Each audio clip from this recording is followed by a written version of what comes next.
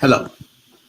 5 days after the election in Kenya, the final result is yet to be announced. So far, with over 41,575 polling stations reporting out of 46,229 polling stations, opposition leader Raila Odinga and Deputy President William Ruto are in a tight presidential race. William Ruto has 49.91% of the votes, while Odinga has 49.4%. To be president, the winning candidate must have 50% plus one vote.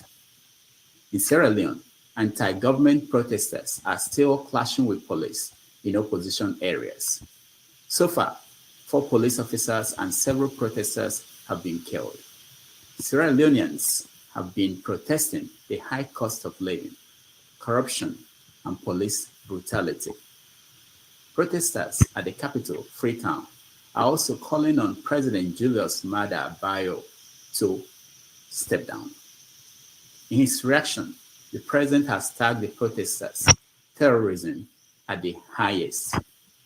Let's listen to the president speak to BBC. They have been putting pressure to come out and protest. Of course, what happened yesterday was definitely not a protest. It was terrorism at the highest. We have a few Sierra Leoneans who live in the diaspora who have threatened to unleash terror on Sierra Leone, and on several occasions they will incite unemployed youth on this part in the country. In Nigeria, the Attorney General of the Federation, Abubakar Malami, has defended his decision to deduct $418 million from the Paris Club refund to pay consultants. He said the Nigerian Governors Forum has no basis for rejecting his proposed deductions. According to Malami, the governors created the liability. Because he said all the noise making that is now being generated by the Governors Forum is unjust. It is 11:30 a.m. in New York City, 4:30 p.m. in Nigeria. Wherever in the world you're joining us, welcome to another episode of 90 Minutes Africa. I am Rudolph Okonkwo. My co-host, Chido Onoma, is off today. On our show today is Ayo Obe. Ayo Obe is a legal practitioner with many years of experience. She's also a TV and radio presenter. She was a former president of the Civil Liberties Organization. She's a managing partner in a Lagos-based law firm. She's also on the board of multiple civil society organizations and vice chair of the board of the International Crisis Group. Ms. Ayo Obe, welcome to the show. All right, Ayo Obe, welcome to the show. Let me put you up. I know you're shaking your head. Maybe I got something wrong. Yeah, I ceased to be the vice chair of the International Crisis Group. I did my maximum 6 years, and the period has passed. So I haven't been the vice chair for quite some 2 or 3 years now. Okay, I'm sorry about that. Now, let's start with the news. In the news, we have stories from Kenya, the election in Kenya. I know you were in Kenya in 2017 during the election. Have you been following the current election and the process in Kenya? Well, I haven't been following the process quite as closely as I did, obviously, when I went there to observe the elections in 2017 with the National Democratic Institute. But I've been interested because when I was there in 2017, that was the time when I saw that people were having a much better handle on monitoring what was happening with their elections. For example, being able to observe the count at their polling station, and then being able to go to the website of the IEBC, the Independent Elections and Boundaries Commission in Kenya, which is their electoral body, and to enter that polling station number and to see whether what the IEBC has on its website is the same as what they saw at that particular polling station. And I think that, and anybody could do that. You didn't have to be a party agent. Any individual could do that. And I thought that that was a very good safeguard against the changing of results between the polling station and the final tally.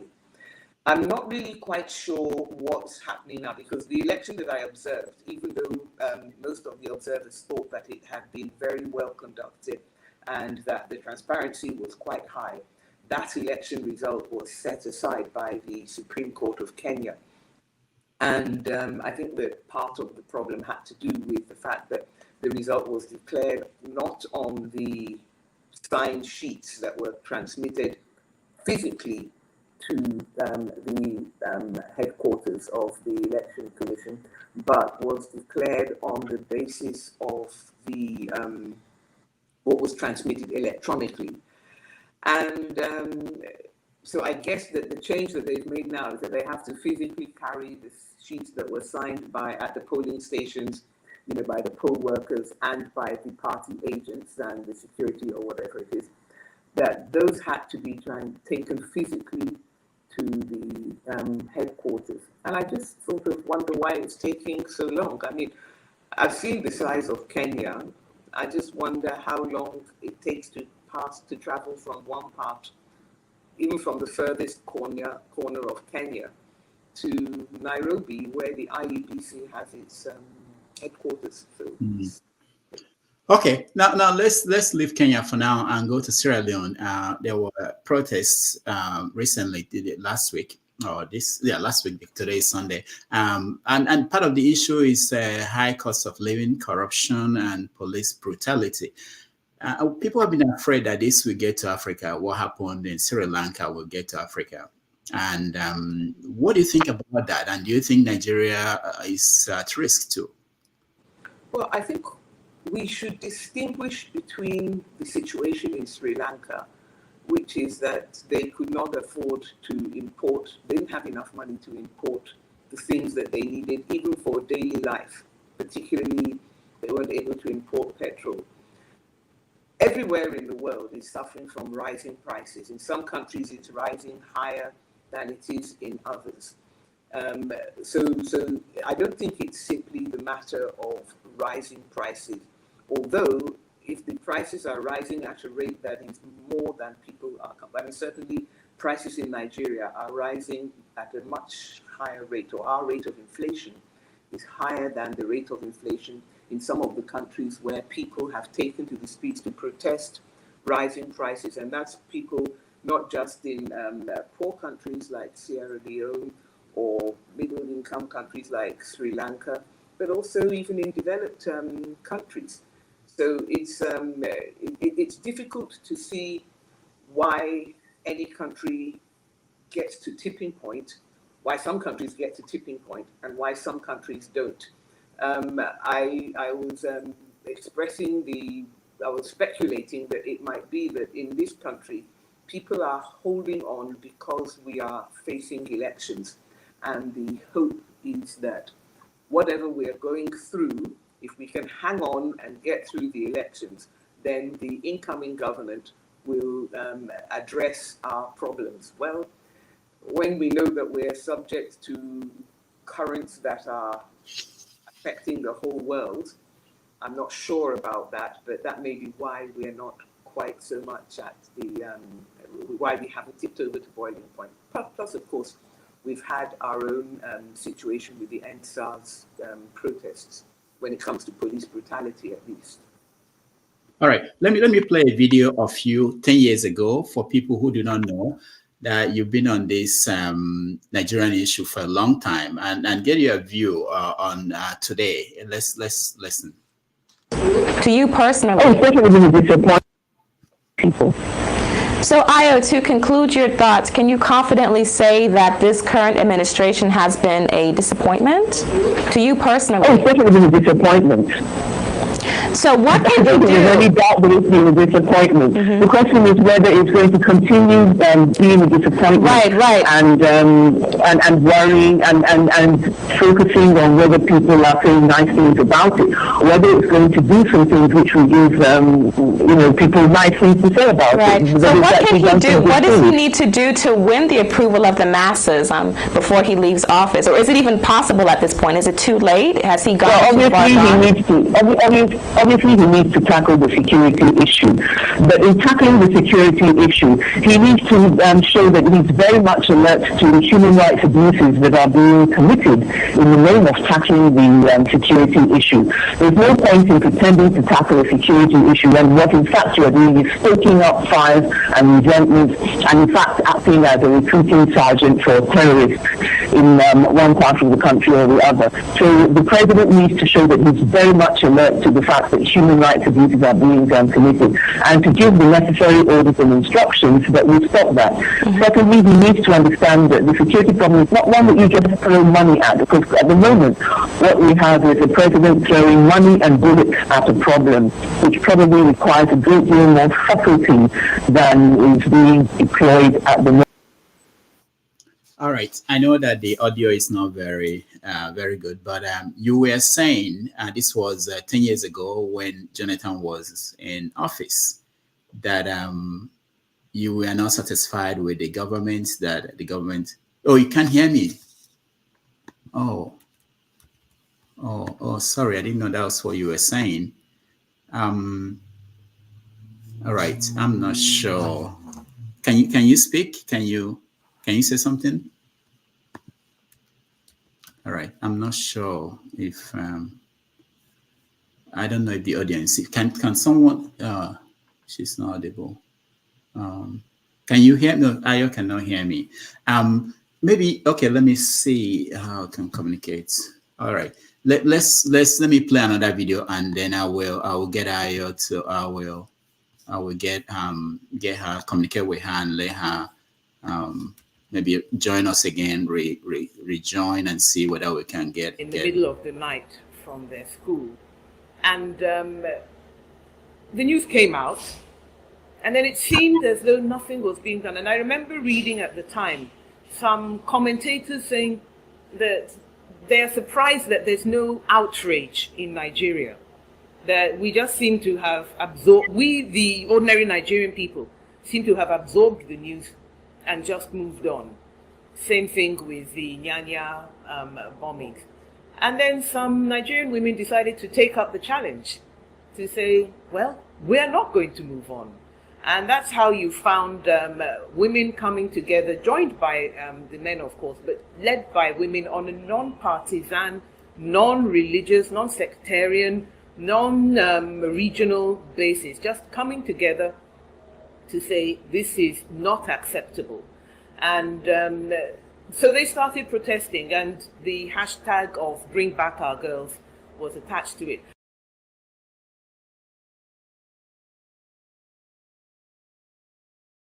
We're going to wait for Ayo to rejoin us again. When she joins us, we want to hear from her about what she thinks about the difference 10 years ago. Okay, she's back here. Let's see if she could help. Ayo, can you hear me? I can hear you now. Okay, good. Very good. I'm sorry about that. So we played a video of you 10 years ago where you were saying that you were not satisfied with the performance of Jonathan. You talked about the security situation in the country then and said that they were just throwing money at the problem, that they were not solving the problem. So how do you now assess 10 years after the government of Buhari? Well, I think that we are still in a situation, we're not in the situation of throwing money at the problem per se, at least I don't know. But when this crisis started, it was a big fear of mine that it would be treated with a kind of levity that would allow people to think that they could use the insecurity issue to make money. And so that instead of addressing the problem, they would be saying, oh, well, you can't question us, we're spending money on security. And once you say you're spending money on security, the very wrong belief in my view is that well, if they say they're spending it on security, we can't ask any questions about how it's being spent. And that's why you saw things like plane full of money going to being stopped in South Africa and so on. And who knows? I think that when President Jonathan was in power, he did say that this is a problem that is affecting the whole world. And our response then was that we are not supposed to get used to it. He also implied that there were people in his government who were actually working for the terrorists, because when we were dealing with terrorism rather than, it's not that there were not what used to be called cattle rustlers in the Northwest, but they were dealing mostly with the question of the insurgency and terrorism. And our response then, because by the time we got into the situation where the Chibok girls had been kidnapped, was that if you know that there are people who are deliberately trying to work against you, then your business as the president of the country, because you are in charge of our security, and if people are using our security and our lives to make political points against you, then you need to be smarter than them and to get out in front of that problem. And, if it's a matter of your political opponents, you need to be able to deal with it. And I don't think that, whilst I think that the security challenges may be different in the sense that there's more dealing with Boko Haram in the northeast, but Boko Haram had been to some extent supplanted or joined by the Islamic State West Africa province.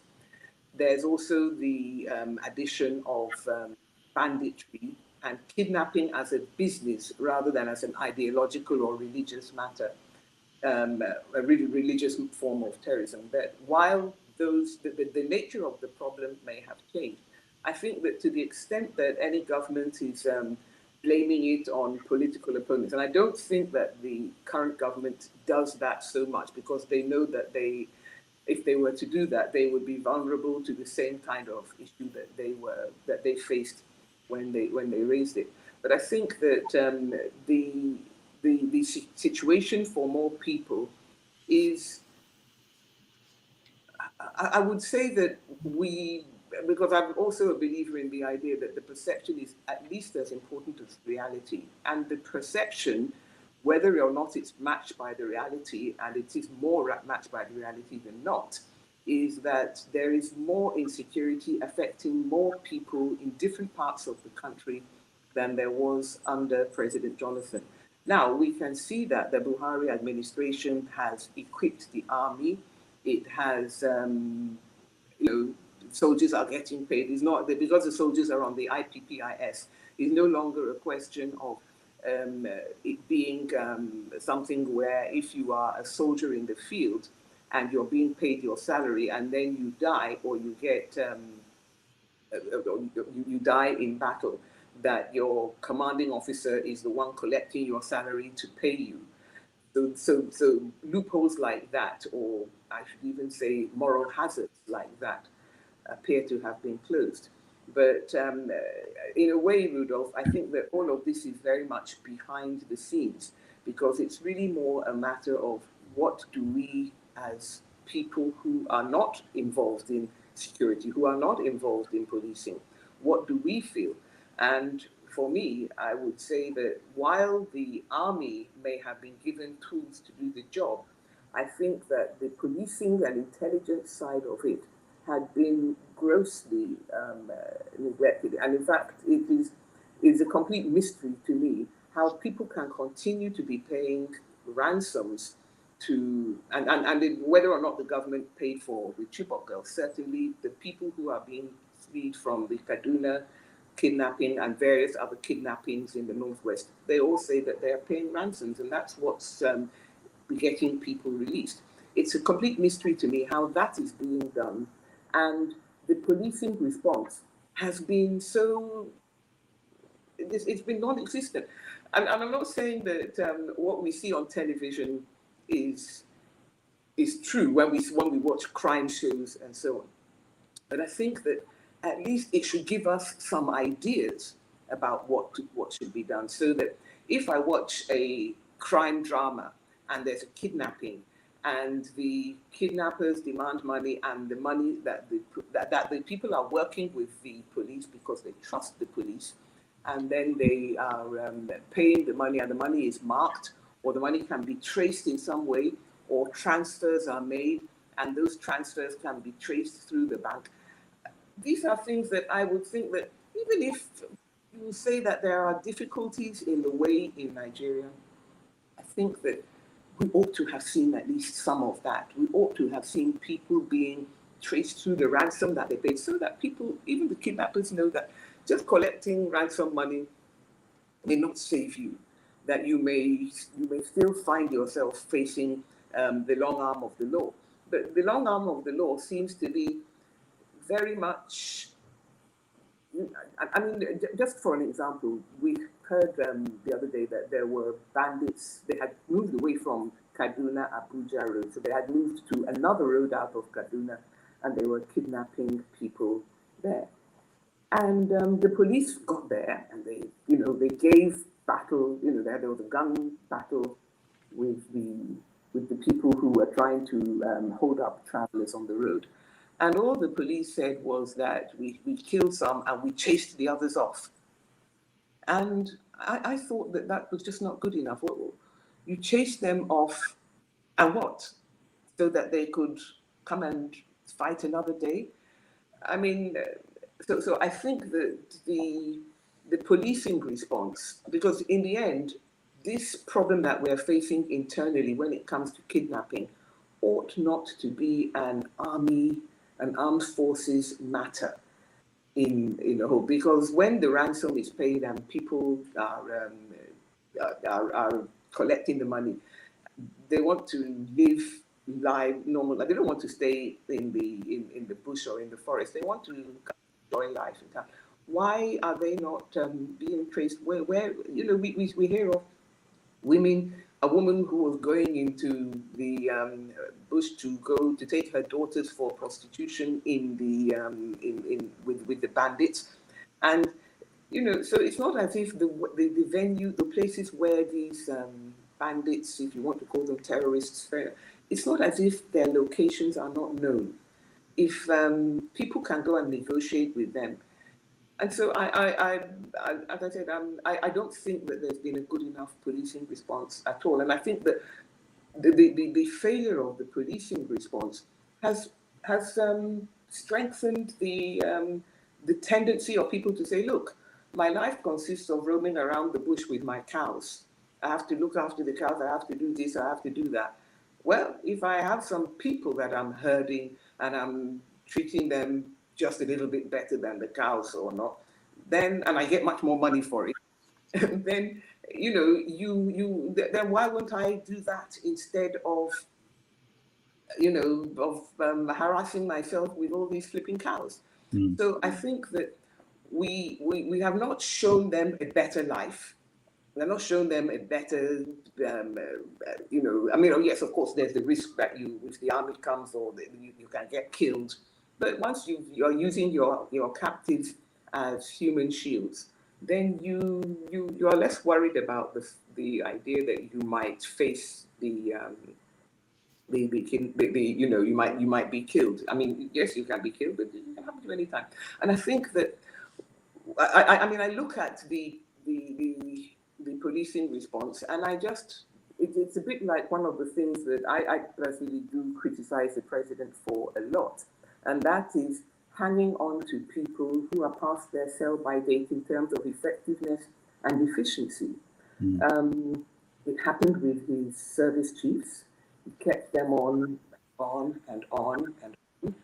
And it's happening with his Inspector General of Police, that we're not seeing the kind of things that come. I mean, I for example, have said that if the Inspector General of Police could set up an anti-kidnapping unit, he knows his officers. He knows the ones that he can trust. He knows the ones who are a little bit, shaky on the integrity front.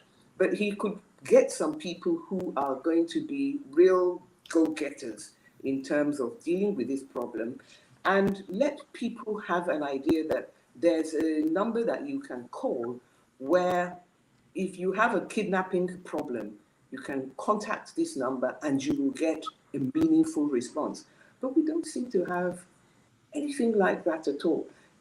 And I just think that at this stage, after this problem of kidnapping had been going on for so many years, that leaving the people who are not able to come up with fresh approaches to these problems is a failing on the part of the president. As I said, when it kind of time of Obasanjo, he was always changing. He changed his inspectors general a lot. He changed a lot of people in his administration. This president hangs on to them, even when he was re-elected and people were sort of saying, at least now we're going to see something. He brought some of the same people back.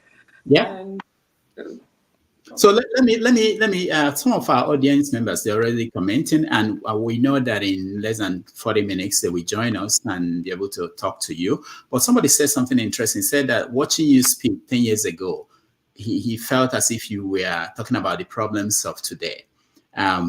We also know that. Let me play another video of you speaking. That was in 2014, after the Chibok girls were taken. Because, well, I should say these girls were kidnapped on the 14th of April in the middle of the night from their school.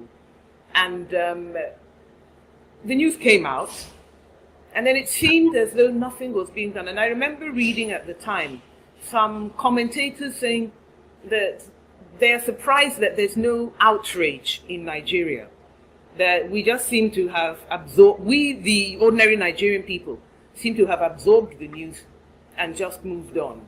Same thing with the Nyanya bombings. And then some Nigerian women decided to take up the challenge to say, well, we're not going to move on. And that's how you found women coming together, joined by the men, of course, but led by women on a non-partisan, non-religious, non-sectarian, non-regional basis, just coming together to say this is not acceptable. And so they started protesting, and the hashtag of Bring Back Our Girls was attached to it. All right, so that was 2014. Women came and said this is not acceptable, and it appears as if that protest fizzled out. Hello. Yeah. Yesterday I was at Falomo on that protest. So please, okay. Getting the same worldwide coverage and all the rest of it. Yeah, for whatever reason. But the question I have is not that that the women were not, but the question was that it appears as if it became acceptable. We accepted the people. No, what I mean by that is, nothing happened. The government could not find the girls, and the kidnappings continued. Now it became normal. Nobody is protesting that the people from Kaduna to that were in the train from Kaduna to Abuja were kidnapped. Life continues, which was what the protest, I thought, was going to stop, going to say we have to show outrage. But I don't think people are outraged anymore about these things. What do you think? Well, I think, in a way, Rudolph, I think that we actually hear about the Kaduna kidnapping, the Kaduna train attack kidnapping, both because it was an attack on a train and also because the kidnapped victims were taken from the first-class carriage. And generally, they were seen as middle-class victims. But actually, we have seen the kidnappings going on, and it's mostly ordinary people in their farms who are being kidnapped and so on. But I think also we need to say that after the Chibok girls were kidnapped, and the reason why it was that, look, when the slaughter of schoolboys at Bunuyadi took place, well, you said, okay, they're dead. Really, you need to find the people who did the killing, but in terms of getting the children back. But now with the kidnapping of the Chibok girls, this was a mass kidnapping, and many people felt, but you can't just leave them. They're out there, they're alive, they're not dead. You can't just leave them in the hands of the kidnappers. So that was the outrage. But there were no, I'm not sure that there were mass kidnappings in the Northeast after that. It was actually after the Buhari administration came to power that we saw the Dachi girls kidnapped. And because the government was trying to avoid a situation where they had their own Chibok case after having made so much fuss, so much heavy weather out of the Chibok girls. They did not want to have their own Dachi girls issue. As it happened, they were able to get the Dachi girls back, except for Leah Sharibu.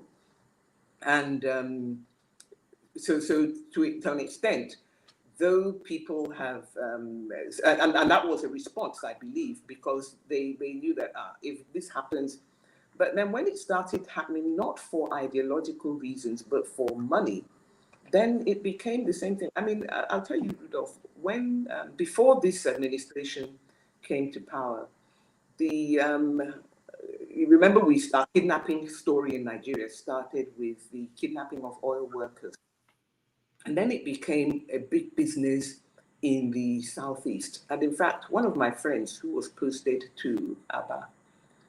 And the interesting thing was that Aba is not the Abia state capital, but Aba had been turned to a ghost town because of kidnapping. People were wearing rags so that they would not look like kidnapped victims. They were riding the keke, marwa, so that they would not look, they parked their cars. And meanwhile, Umuahia, the state capital, was not suffering. And the news was suppressed. In fact, when my friend came on a trip to Lagos, she said she reads the newspapers, because at that time it was still very much a newspaper-driven. There wasn't so much social media. There was Facebook quite a lot, but it wasn't at the same level. So she reads the newspapers, and it's like as if she's in a different country, because there's no mention of it at all. Until the situation happened that two things happened in close proximity. There was a case of a bus of school children that were kidnapped. And then some journalists who were coming, I think from Cross River or from Akwa Ibom, and they were kidnapped again. And so this news that had not been making the national press now had to come out. And at last, then the government now sent in the army. And the story of kidnapping in Aba came to an end. And so it's not that it was a new phenomenon, but I think that because the army was able to address the issue then, because people were being kidnapped. And I remember the first story I read was about a man who was kidnapped. And when he was released, he said that they told him where his car would be. And he got there and he saw that it was just a few yards from a police station. And he was going to go and tell let the police know that. And then he said, oh, am I crazy? He entered his car and he drove away. He entered his car because he did not know what he was trying. And that's why I say that for the IG not to have understood that part of the growth of this problem is that people don't trust the police. Because I appreciate that there is the ideological, we are kidnapping so that people will fall in love with our religion and all the rest of it. I appreciate that. But more of these people are now doing this business because it's a criminal enterprise that yields them money. And I think that's why I feel that we have to have, I guess, of course, you have to have the governance response. You have to improve your governance, but you also have to have the policing, the intelligence, the public being on your side in this matter, the public feeling confident in your response, not feeling that if I go to the police and report my kidnapping case, how do I know that? Because many people feel that, how do I know that if I go to the police and report, that the police will not be the ones telling me to pay the ransom? Yes, you have to pay the ransom. Better you pay the ransom so that you will get, and you begin to, and many people feel that that advice that comes to them is because, and we actually saw a video, I don't know whether it's true or not, but we saw a video of people who were going to pay a ransom. They were stopped by soldiers, and part of the money was collected from them. And whether or not that was a staged something or whether it was true or not, that is what we saw. And so people do not trust the law enforcement, the security agencies. And I think that for us to have that gap in the fight against kidnapping is a failure of leadership ultimately. Okay, let's look at the situation. Today's front page news in Nigeria. The governor of Kaduna State, El Rufai, said that the ungovernable space in Kaduna is about the size of Abia State. The subject of this conversation is about the elites and the masses in 2023. And we know that the governor of Kaduna State, we have videos of him when he was not in power, basically talking about how easy it is to deal with insecurity in the country, that the Jonathan's government, they are not doing anything. How do you assess the Nigerian elite? And why will the people, the masses, trust them to solve these problems when, again and again, we see them propose that they have these solutions, but when they get into power, they won't be able to deliver on anything? I don't think they're not able to deliver anything. But Rudolph, you see me sitting here and I'm saying Inspector General should do this. He should identify that. He should set up this. He should have a, I mean, I'm also somebody who's, and I'm sitting here and I'm pontificating and I'm theorizing. I'm not in an armchair, but this is me. You will now come later and you, if you know, I'm not running for office, but if I were to be appointed into any situation, you would say, this Ayo Obe, we heard you when you were running your mouth on this matter. Now you are there on the hot seat. You find it's not so easy, is it? And of course, it's never going to be so easy. That doesn't mean to say that one should not offer one's opinion, one's solutions, one's criticisms. And because the worst that it will do is that it will make the people who actually hold the knife and the yam, who have the power to do something about it, it should make them sit up. Now, with regards to the governor of Kaduna, I think in a way he personifies a decision that we have not taken in Nigeria. And that is that we have not taken the collateral damage decision. You remember when in Russia, the theater, Beslan Theater, was it Beslan Theater? Anyway, there was a theater that was invaded by Chechen rebels. They wired it. They had, people strapped up with bombs. They were going to do everything, and they made it. They said that if anybody tries to rush us, we are going to kill everybody, and so on. And there was a standoff, and then the Russian security agencies decided whether it was that they found that they were starting to shoot or whatever. They decided that they are going in. And they went in, and a huge number of course, all the terrorists were killed, but so were a huge number of the hostages. And of course, although Russia has elections, we don't pretend that it is a democracy in the same way that we are. And it's a question whether a democratically elected government dares to take that kind of tough decision. We can tell from the way the president was talking when he was saying that we opted to negotiate with the terrorists, the Kaduna train attack terrorists, because we decided not to just go in all guns blazing and so on. But you sort of ask yourself, well, people are going in, they're negotiating. Are they not bringing back intelligence? Are they not? But that's the decision that the president has not taken, the Beslan type decision that we will absorb the collateral damage if it means that we are going to show these people that there's a price to be paid. And I think that at this stage, it's a question whether even if there was a complete massacre in the Kaduna train attack victims camp, whether that would deter others. I wonder at this stage, because what we've seen is that a problem that we did not have in 2003, that we started to have in 2004, 5, 6, 7, now we still felt we could hold it down, and as I said, even make some money out of it, we now find that it has assumed monstrous proportions. And that's before we add in the extra elements of Islamic State West Africa, the Libyan, the fallout from Libya, and the general rising cost of living in the world. Before we add those external factors, we now find that we are dealing with the monster. And I sort of see the people who are running for office now, for running for office in 2023, and they are, in a way, they are.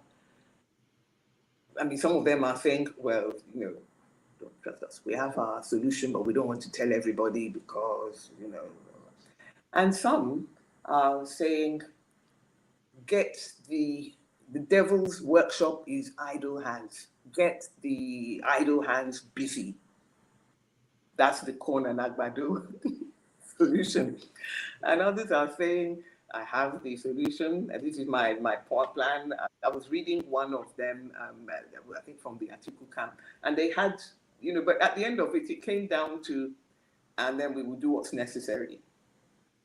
So there are, and I just wonder whether, because when President Jonathan said we have to live with terrorism, people said, how can you say that? How can you just throw in the towel like that? You're the commander-in-chief of the Nigerian Armed Forces. You have operational control of the police. You also have the DSS. You have civil defense. How can you say we have to learn? We can't live with it, actually. We can't. But I wonder now whether the task is more than, and quite frankly, I'm never one who believes that anybody running for office has all the answers, and I kind of smile when people say they said they were going to do this and they haven't done it, they promised this. But I do think that there are some level of things. The president said we will not call this issue of terrorism handled until all the Chibok girls are back. Even if he didn't know then how he was going to get all the Chibok girls back. But now it's as if they don't want to hear about the Chibok girls. It's an embarrassing reminder. It's let's I want to play a video. We'll talk about the candidates. Let's play a video of Olusegun Obasanjo, the former president, talking about what's at stake for 2023 for Nigeria. And don't let us deceive ourselves. We have a choice. It's whether we make the right choice or we ignore making the right choice. And if we don't make the right choice, we don't blame anybody. We blame ourselves. If we make the right choice, we will overcome the twin challenge of poverty and insecurity, which are symbiotic. Insecurity feeds on poverty. Poverty feeds on insecurity. And don't let anybody deceive you about that. And if we do not take the right step and make the right choice, not only will the two continue to fester, they will consume us. May God never allow that.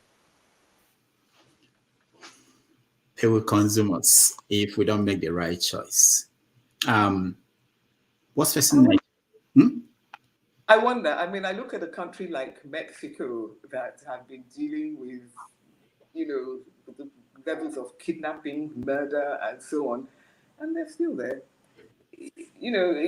I think we should not delude ourselves that if quite frankly, that if the insecurity continues to affect a wider and wider circle of people, that the country will collapse. I think that I think that is making it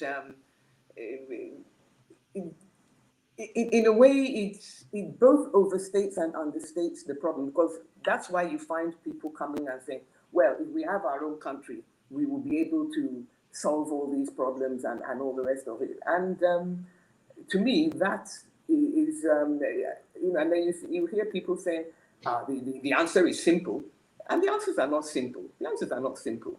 But I do agree with with President Obasanjo when he says that poverty is one of the drivers of this, but also it's. I think part of the problem is this idea that there's a silver bullet somewhere, because I may have my idea about who I think is best to deal with the economic issues that we face as a nation, but I don't know, I'm not sure that I know that anybody has the answer, a simple answer to the security, to the security issues. Definitely, I do believe we have to make it more interesting for people to live lives that build up their societies, build up their communities, rather than taking from them. But I mean, even in Borno State, where the Professor Zulum is praised for the work. In fact, even the United Nations Secretary General was a bit surprised when he got there. But even there, I mean, one of our participants in Bring Back Our Girls, there are times when we have to do the meeting by Zoom. And he joined us and he said, yeah, he's in Maiduguri now. He finished his education at the University of Lagos, and he was in Maiduguri. And, life in Maiduguri was really quite normal, and they were going on. But that when you want to travel, then you could find yourself in facing, it was much more problematic, because it wasn't just that there was a fear that the road might be taken over by bandits or terrorists, but that there were enough cases of people who were actually attacked by terrorists and bandits on the roads, traveling from one city to another in Borno State, that it was a problem. But I think that, you see, the problem is that you're not allowed to do nuance in Nigeria. You're not allowed to do nuance about the cause of the problems. You're not allowed to do. I mean, it's like this thing where, people. I mean, President Obasanjo was being a bit circumspect there, because people remember him receiving the Buhari. I mean, in fact, it happened that we from Bring Back Our Girls had gone to campaign with him, that he should lend his voice to the campaign on the day in 2014. And it happened that was the very same day that the then opposition party, APC, was coming to town. And they were coming to him to, to sort of, whether it's to pay their respects or whatever it was. But I remember being there because we were just leaving as they were coming. And I took some pictures, of course. But I remember that President Obasanjo tore up, at that time, his PDP card, and was not, was saying that PDP had failed. And I think that we get into this situation where now people say, yes, he's saying this, but when he was telling us to vote for Buhari, they blah, blah, blah, blah, blah. And that's why, I mean, like the other day I was saying to you, Rudolph, that somebody said to me that we know you are an APC supporter. Why don't you come out and endorse Bola Tinubu and so on and so forth? And I said, I'm not in the endorsement business. And that's because you see people who make the mistake of saying, this is who I'm going to vote for. And people now say that, you told us to vote for so and so. I say, did I take out your brain from your head and make you, and say, and put inside it Buhari and APC? I didn't do that. You have to think for yourself. You may say that this is the type of person whom I respect. And if they say this, then, but you see, you also find that people say, I used to respect this person, but now I can see that I have that they are complete rubbish. They have not, they're traitors, they're useless, they're this and that. And I say, okay, if we fought for democratic freedom, that you should be free to choose. And it's a difficult choice. I never make the mistake of thinking that the angels are all on one side and the devils are all on the other. But you will make your choice, and if you as a campaigner want to sell your candidate as the best thing since sliced bread, the answer to all problems, that is your business. And it's also the business of any person who is idiotic enough to really believe you. I mean, I always remind myself that even in Norway, that we think of as the epitome of good governance, they still have elections because somebody comes and says the government in power is doing nonsense and we can do better, and so on and so forth. So it is never a matter of somebody has all the answers, but we like to talk as if it is. And when it turns out that, surprise, surprise, Mr. X or Mr. Y or General B or General X does not have all the answers, and then we say, A, General B is rubbish completely from start, complete failure from start to finish. B, you, Mr. A, who said, I'm voting for General B, you're also rubbish. I mean, yeah, this is very important. I want to also have that conversation about the quality of the debate, and to start that, let me play this video of Dino talking. And that is why you cannot defend Bola Ahmed Tinubu. You cannot promote Bola Ahmed Tinubu. You cannot campaign for Bola Ahmed Tinubu and not look stupid. And that was what happened to my brother and friend, Festus Keyamo. When he started talking off points, started saying things that do not make any sense. So this is the kind of debate we are having. And then we'll be surprised at the end of the day, someone is elected and people are surprised that nobody told us. I had people say, nobody told us that Buhari had families in Niger Republic, and now he's taking our money there. Nobody told us. So what do you think about the quality of the debate? And this is the issue, and it's the elites, they determine this, the direction of these conversations. What do you think about the quality of the debate today? You know, when I was practicing law, I mean, I still practice law. I wanted to ask if you stopped. Okay. when I was with GOK Ajayi, SAN, he was told by a friend of another leading lawyer that, you know, that when he goes to court, you know, because some of us, we get into our situation, we are used to being respected and admired and deferred to. And if there's any disagreement, it's always very deferential. And he said that, but Ajayi can come and say anything. Not that Chief Ajayi was ever rude or disrespectful, but he didn't just swallow anything he said. And if you decided to go chasing a red herring, surprise, surprise, GOK might not follow you down that red herring. He will stick to the point that he has come to make. And so this man said that he brings some of his lawyers with him so that they will answer Chief Ajayi. You know, they'll be heckling him from the back so that he, you know, will now feel that at least Chief Ajayi is being answered so that he can face the point of the case that he has come. And I was reminded of that when I saw the point that, when I saw the interview with Senator Melaye, because although he did have some points about his candidate, you know, some solid counts, and I think in a way it's unfair to say that that excerpt that you did characterizes the quality of the debate. But at the same time, I felt that he was put there so that if anybody says anything, he can give it back to them, you know.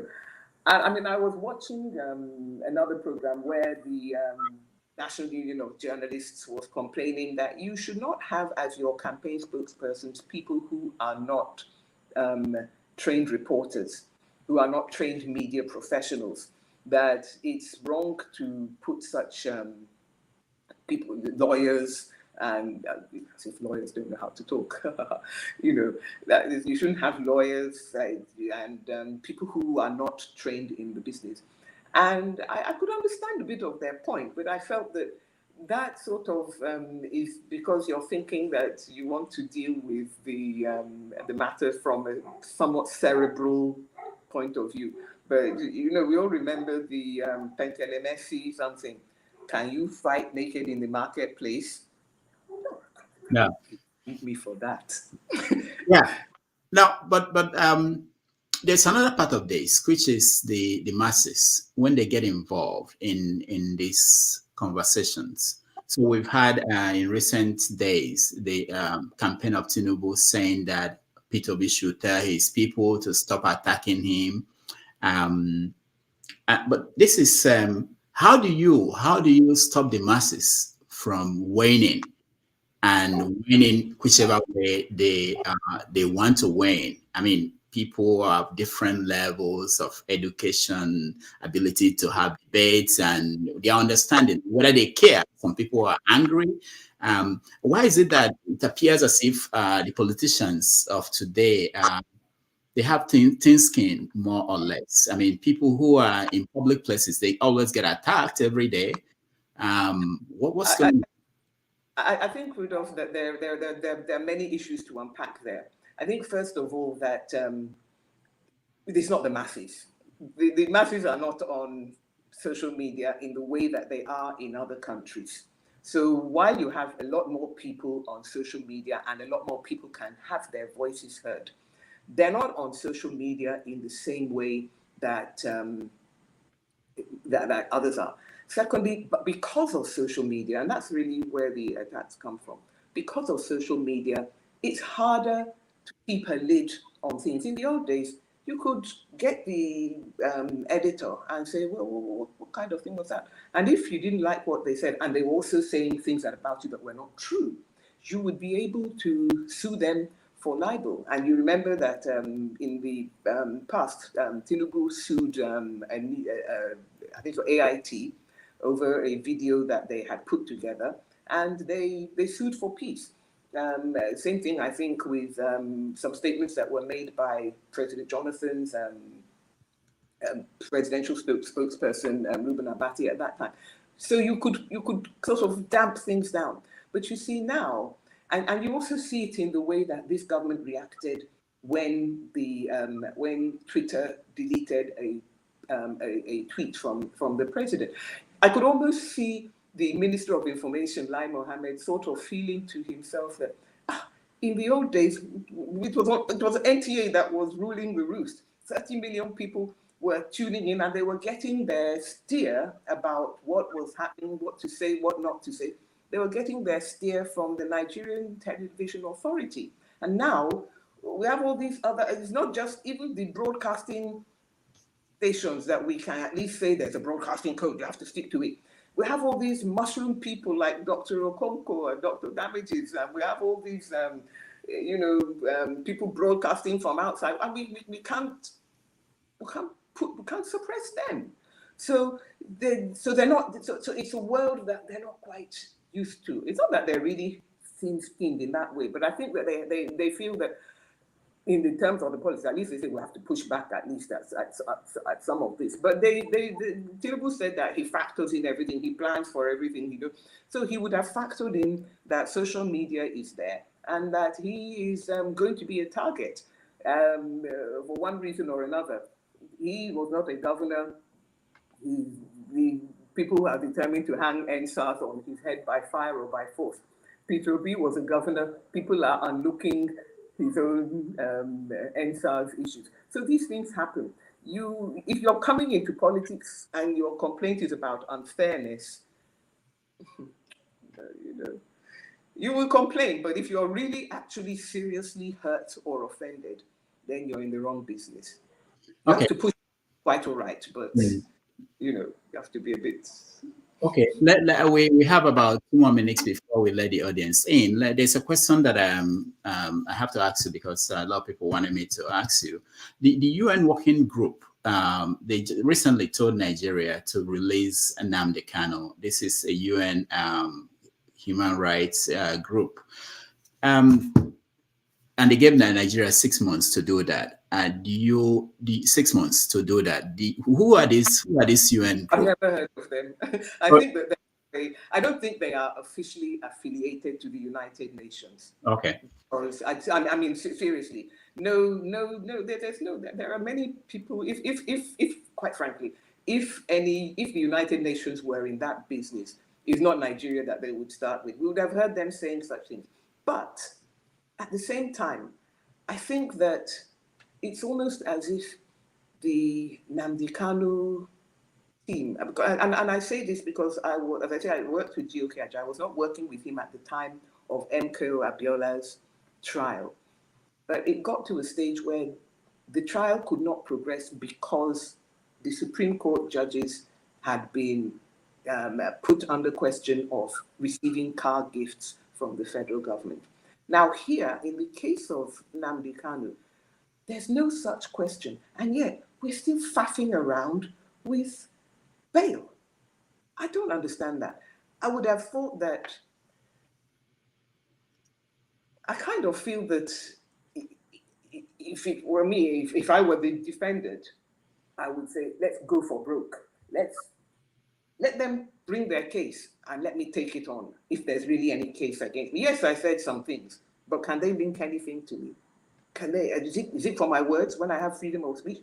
I would perhaps think in terms of, because even at the end of the day, when that fellow who was behind the killing of Kudirat Abiola was, after all the delay, he was eventually convicted, but he was released on appeal, and his appeal, and the appeal to the Supreme Court is still pending at the Supreme Court. Meanwhile, the fellow is going around talking as if he has some political points to make that Nigerians need to hear.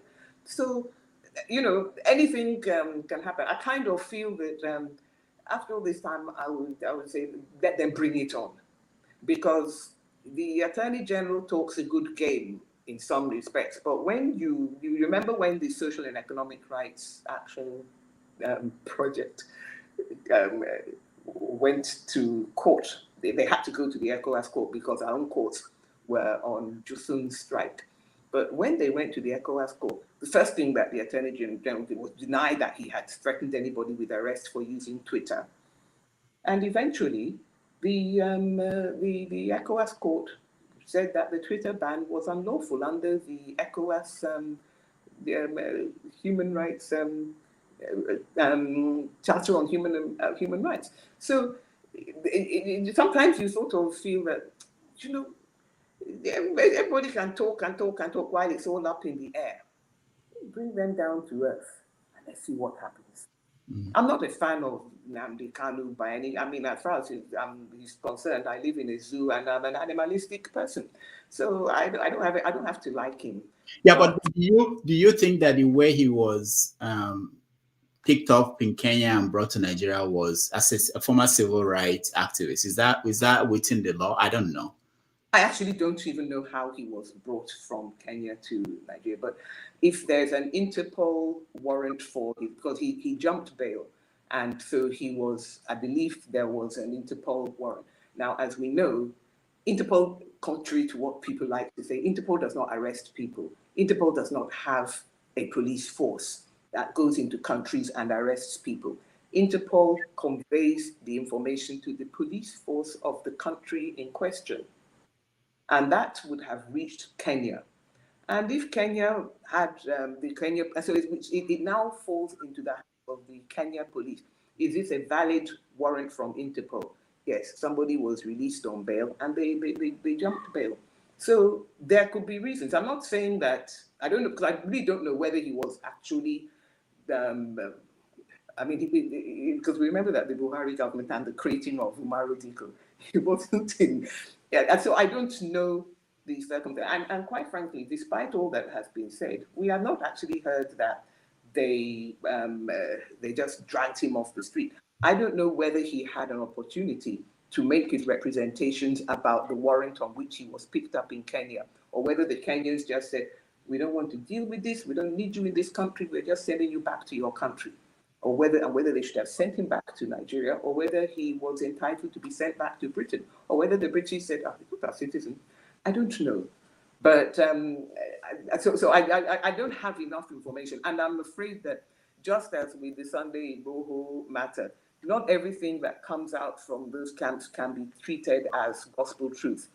There is no basis for saying that somebody who is subject of an international arrest warrant should not be arrested and brought back. But the question is that when they are arrested, do they have the opportunity to challenge the warrant that Interpol has given to the Kenya, or that the Kenya police or the Kenyan authorities claim to be acting under? I don't know enough of that background. But I think that behind that, and there will always be the question that Nnamdi Kanu can bring about whether or not he was properly brought back into the country. The country will also say whether you were properly out of the country in the first place. But to the extent that he is here, I would be, I don't know, he may know more than I know, but I would have been inclined to call the government's bluff. And let's deal with this matter. That would be my inclination. Okay, let's get our viewers to join us and ask you questions. We'll give them 1 minute each. All right, the first person I'll call on is Femi. Femi, welcome to the show. Good morning, Dr. Damages. Good morning, Auntie Ayo. I hope it's okay for me to call you Auntie. You won't. And even though it's getting late here, I'm ready to say good morning, Femi. Right. You're one of my heroes. I've been following you right from the days of the early beginnings of campaign for democracy, the CLO, led by Olisa Bakuba and co. Anyway, I wanted to know what your opinion is about governance structure and just the structure of the country as it is, and especially based off of the foundation, the very no foundation of constitution, which speaks to the fact that we actually it's a constitution that was made on behalf of us and as if it was by us. And where you see how you kind of like may want to like pivot it into the fact that it's part of the reasons why we have the problems we have as a nation, versus also my own personal opinion that just like is often said, a triangle cannot be considered a triangle if it has two sides. And the reason why I ask this question is because I still feel there's a fundamental problem with the way Nigeria is structured. That's my question. Well, let me, I don't know if you want me to do this so that I don't forget.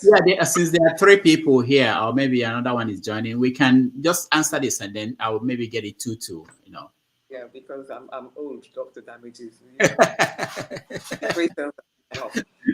So I am one of those who, you see, what we have is what we have.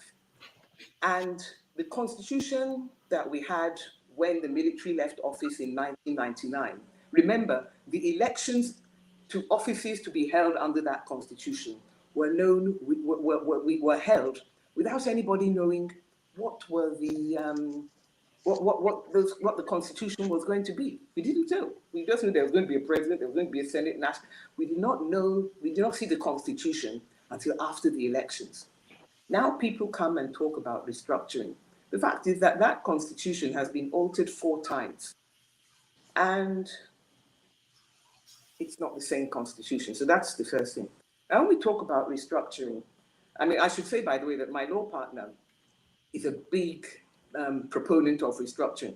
But when I ask, what does this mean? Their own idea is, because he's in the Social Democratic Party and Afenifere, their idea is that we should have regions. We should have, as we had before. And I say, so are we saying that the states should vanish, or are we talking about a 4th layer of governance in Nigeria? And can we afford it? We're already complaining about the cost of this. So that's one question. We know that the reason why the military opted for the presidential system, because let's pretend that the 1977 process that I met when I came back to the country, that was going on in the Constituent Assembly then, was that people just decided what do they want. The military gave the 50 wise men, headed by Chief Rotimi Williams, a brief. And that brief was that the head of state has to be elected by the whole country. We cannot have a situation as you have in Britain under the parliamentary situation, and as we had, where you only have to be elected in your constituency and you don't have to appeal to the rest of the country. And then you can be, by means of political woo-woo and negotiating and smoke-filled rooms and all the rest of it, you now emerge as the head of the government. That we want, in the interest of national unity, We don't want that situation anymore.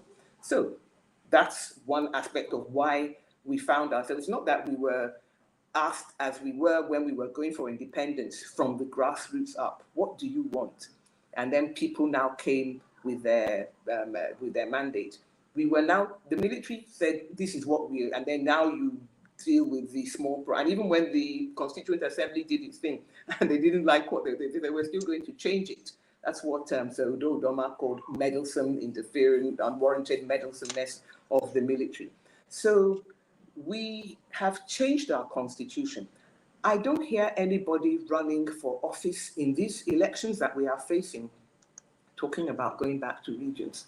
If they are, what they're telling people is that I'm going to run for office for governor. My party says that I should run for governor. But when we get to power, we are going to abolish my position. I mean, I kind of find myself, is that what's happening? And so it is going to be very difficult. What we have and what we're doing, what we've been doing, is this incremental change, moving some things from the exclusive list to the concurrent and so on. But I think that, and I should say, by the way, that I should mention that one of the many things that I did was that I chaired the Civil Society Panel on Police Reform in 2012. And we recommended that there should be state police, that we need to bite that bullet. But we need to not repeat the mistakes that we had at the federal level, where the president is in operational control of the police. We don't need to repeat that at the state level. We need to make sure that the police is in operational control of the police. Yes, the president or the state government can determine policy, but that they should not control the way that the police operate. Now, so it's not as if there are not many items in our federation that cannot be handled, cannot be dealt with. But if we say we want to now go back to the drawing board and start again, then I think that it's going to be a question of, have you elected somebody who says, I'm ready to be elected and give up my position? Okay. I have no. Right. All right. Let's get to Ovie. Go ahead. Thank you, Dr. Damage. To my fellow animal in the zoo, Barrister Ayo, I want to say thank you. I really appreciate your doggedness, your fearless. So, jumping in front of a gun and rescue the country in the hands of the military. My question, I have two questions. One is, are you proud of the level of the masses participation in democracy we have today, the one that you fought for? Two, do you believe or think that an average Nigerian out there on the street actually understand the kind of government or political politics that we are practicing? Thank you. I need to disclaim the idea that I jumped in front of a gun. But when I was I just said that, just to narrate your the way you speak up and all that. So I'm not really saying you actually face a gun, but for the fact that you spoke up, you put everything that you practice for, and make sure we get what we are having today. Now, I think that I could ask the same question about many countries, to be frank, about the level of understanding. I mean, if you are in the United States, you will also have seen the level of discourse that goes on in that country. It's not that there are not issues. And, one of the things that we pray for in civil society is that there should be issue-based campaign. But we know that in addition to issues, people also look at identity, they look at religion, they look at ethnicity, they don't look at gender, unfortunately. 2 days ago or 3 days ago, I was at Oshobo talking about vote buying. And I looked at the level of participation of registered voters that INEC says they have registered voters. And it was interesting to see how the turnout in 1999, it was a certain amount. By 2003, it had shot up.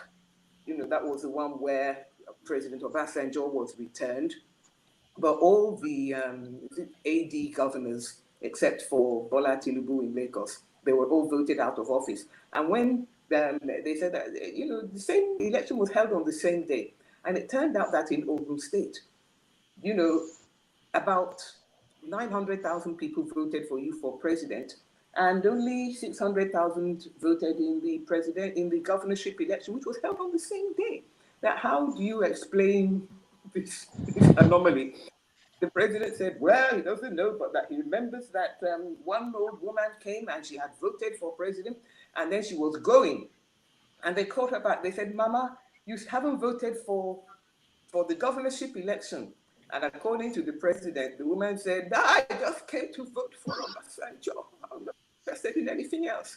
And that was how he explained that rather large gap between election on the same day. So those figures, quite frankly, I think that right up until even in 2015, we have questions. But now we're running at 35%. Clearly, that is not. And actually, I asked one of my colleagues in the office, and he said, nah, he's not registered to vote. He's not interested. And I have to confess that I was shocked, because I thought, how can you not be interested? This is an educated person, and he's a legal practitioner. And I sort of thought, and in a way, I could not. I mean, I can always make an argument that if you vote, and the thing that will not happen is that that your votes may outswamp those who are paid for. But I was talking about the paper I went to deliver was about vote buying. So I could be able to say that, if more of us vote, the free vote, then the people who are paying for votes, they may not be able to buy enough to sway the result of an election. But I'm also aware that the down ticket effect can also, so that you as a presidential candidate may not be involved in it, because this is a very huge constituency. How many votes are you going to buy? But down ticket, people may be saying that, look, I want you to vote for my party because I'm going to run for governor, I'm going to run for senator, and so on. And remember that now we don't have president and governor on the same day. What we have is president and National Assembly on the same day. And then later we have state and State House of Assembly on the same. So that kind of synergy is not there, because I was at my Bring Back Our Girls sit out yesterday, and one of the people who comes, she lives at Obalende, and she said that she was invited by a friend of hers to something going on at Ikeja, and she went, and it turned out that what was going on that she had been invited to was the primaries of the Labour Party at which Radibo Road Vido emerged as a candidate.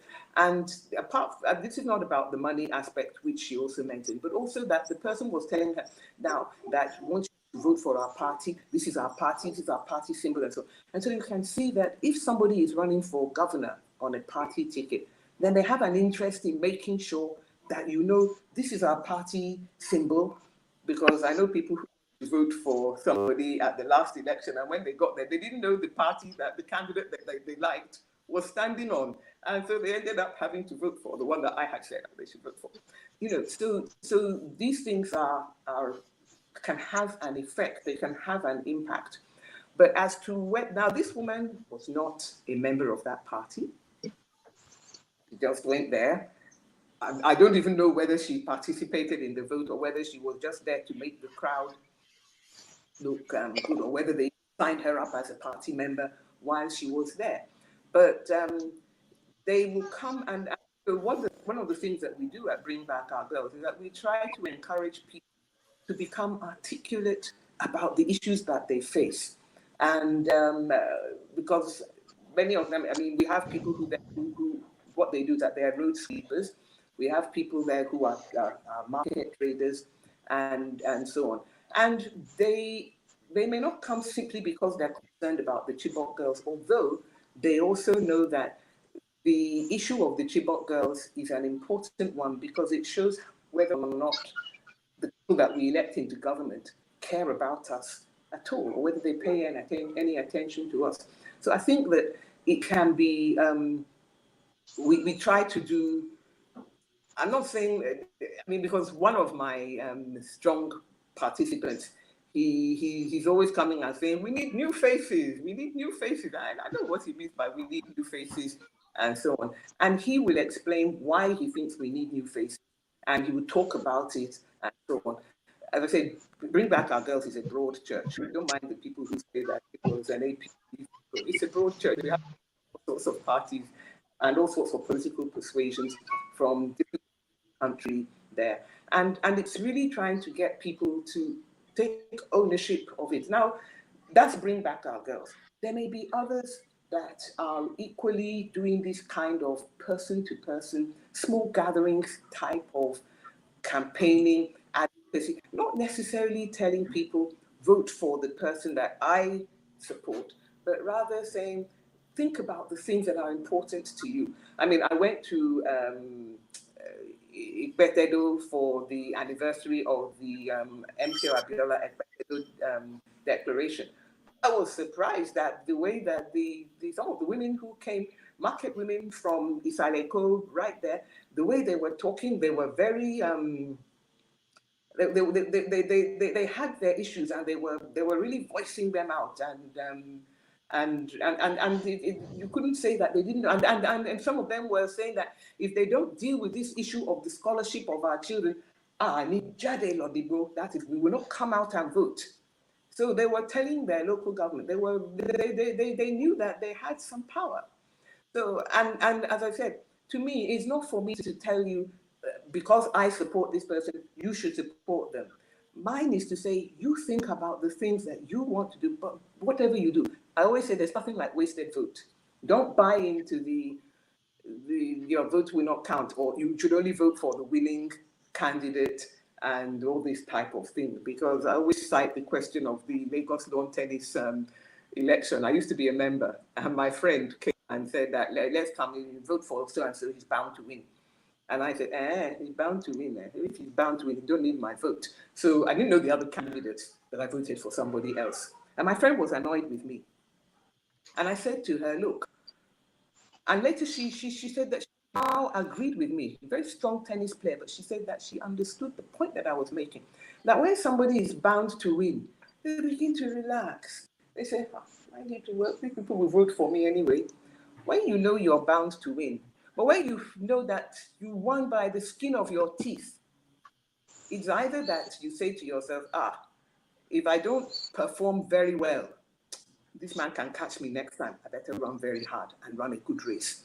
Or that person who you said cannot win, can't win, he said, I was going to leave this thing, but now I know that if I made a bit more effort, I could really have overtaken Mr. Bound to win, and I could have overtaken him, and I could have won.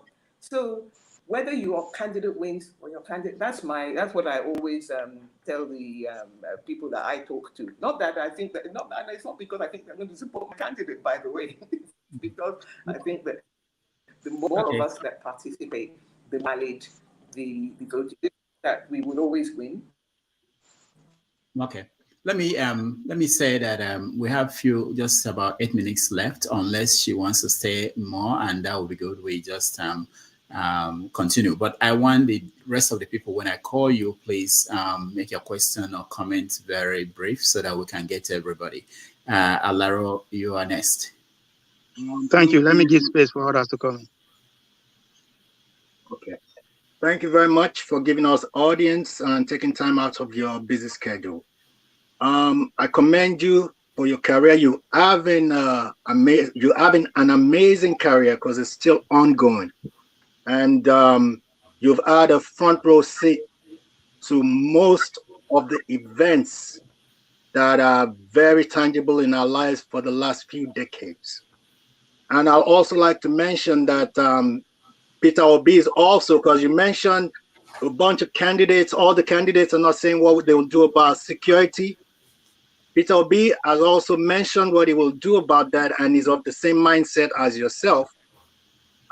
When you, by your characterization of the Caturera, if you give that person an option, maybe he won't be doing the hijacking. And he also supports state policing also. That being said, I have a question based on an article you wrote in 2019, which was the title, Nigeria's Emerging Two-Party System. Now, today, you see the third force. We are in a three-party system right now. How do you feel? Thank you. I'm most humbled for your presence. Thank you very much. Ayo, we can't hear you. And I think you are your position. Yeah. Okay. Yeah. If you can reposition yourself, I think iPad is, or you can't hear us. Okay. So we'll give you a break. Just maybe you can log off and try to log on again, and then we will. I think that will fix it. Okay. So thank you, everybody. Do I have to repeat the question now? No, I don't think so. I think she probably got it because she was trying to answer. But if she didn't, then you may have to. And I hope this time I get 2 minutes. Yeah, I hope we'll be able. No. I hope you to get everybody. I know. Yeah, but I appreciate everybody that joined us. While we wait for her to rejoin us, maybe I should share one of our videos. That's the problem we have sometimes when we have internet issues with our guests. We will. Okay, let's see if she's back. Okay. See about the budget that INEC got was that the National Assembly, thinking that they could stall, actually found themselves under pressure from the entire Nigerian people. And this is where we must not overlook the effect of what Nigerian people, when the public opinion is alive and responsible, they have to respond to it. Of course, now they're biting their fingers that all that money was approved for INEC and we didn't put in our own, All right, she's back. All right. So I'm being asked about my article for the Journal for Democracy and the two-party system. And I often think about that now, because the point that I made towards the end of that was that President Buhari has his constituency, people who will follow him through hell and high water, but he's not going to be on the ballot in 2023. That was the point that I made. And it's unfortunate that there was a lot of hope in the thought of the third force then. But at that time, the third force, first of all, there was I think it was NIM, Nigerian Independent. There were different movements that were coming up. You had people, and the point at that time, was that PDP had become a tainted brand. And so people were running away from it. But in the end, what I noticed was that the Conference of United Political Parties that PDP was a member of ended up, in the end, being consumed by PDP for the 2019 election. And very good. I think that the failure of that third force, you remember that it was so problematic that the people who went into it, I mean, I know that when they said they're going to see which of them will go for president, Joe Ore said, look, you don't give them one neck to cut. Let us all, first of all, get past the hurdle of being candidate. Then once we are candidate, we can decide and one of us can stand down. And then they said, no, we want to have this election. So the election was presided over by Dr. Ezekwesili.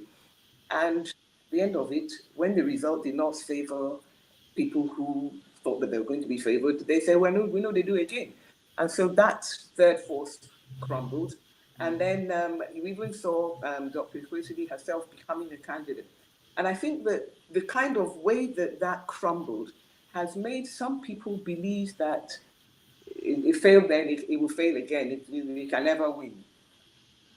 I think that is probably that complacency, because I think I asked on my Twitter feed, this confidence that people have where they say, he will not get up to, he will not even win in his home state and all this sort of thing in regards to Peter Obi and his own version of the third force.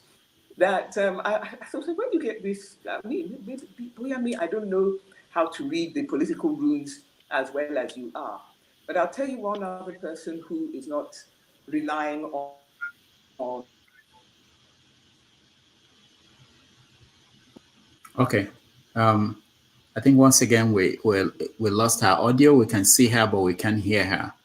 And her iPad, I think, turned the upside down. So we wait for her to reconnect. In the meantime, welcome forefathers and Chukwudi and Omori. We will wait for her to rejoin us, and then she will continue. But we agree that this is 90 minutes. She will be done in 90 minutes. But hello, Ayo, are you back? Okay, we can hear you. I don't know what's happening. Anyway, I just wanted to say that from what I can see, I think that one other person who is not taking it for granted is that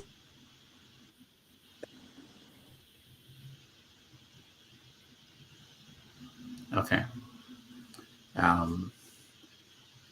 We're having the same problem. Sorry, guys. Let's see if she will. Yeah, we can hear you again. If you can hear us, we're having the same problem. We're hearing you. Let me see what we can do. I'm sure she did not mention Pantami or anybody like that. Let's see while we wait for her to reconnect. And don't let us deceive ourselves. We have a choice. Okay. It's whether we make the right choice. I think she's back. All right. Ayo, can you hear us? Hello? Can you hear us?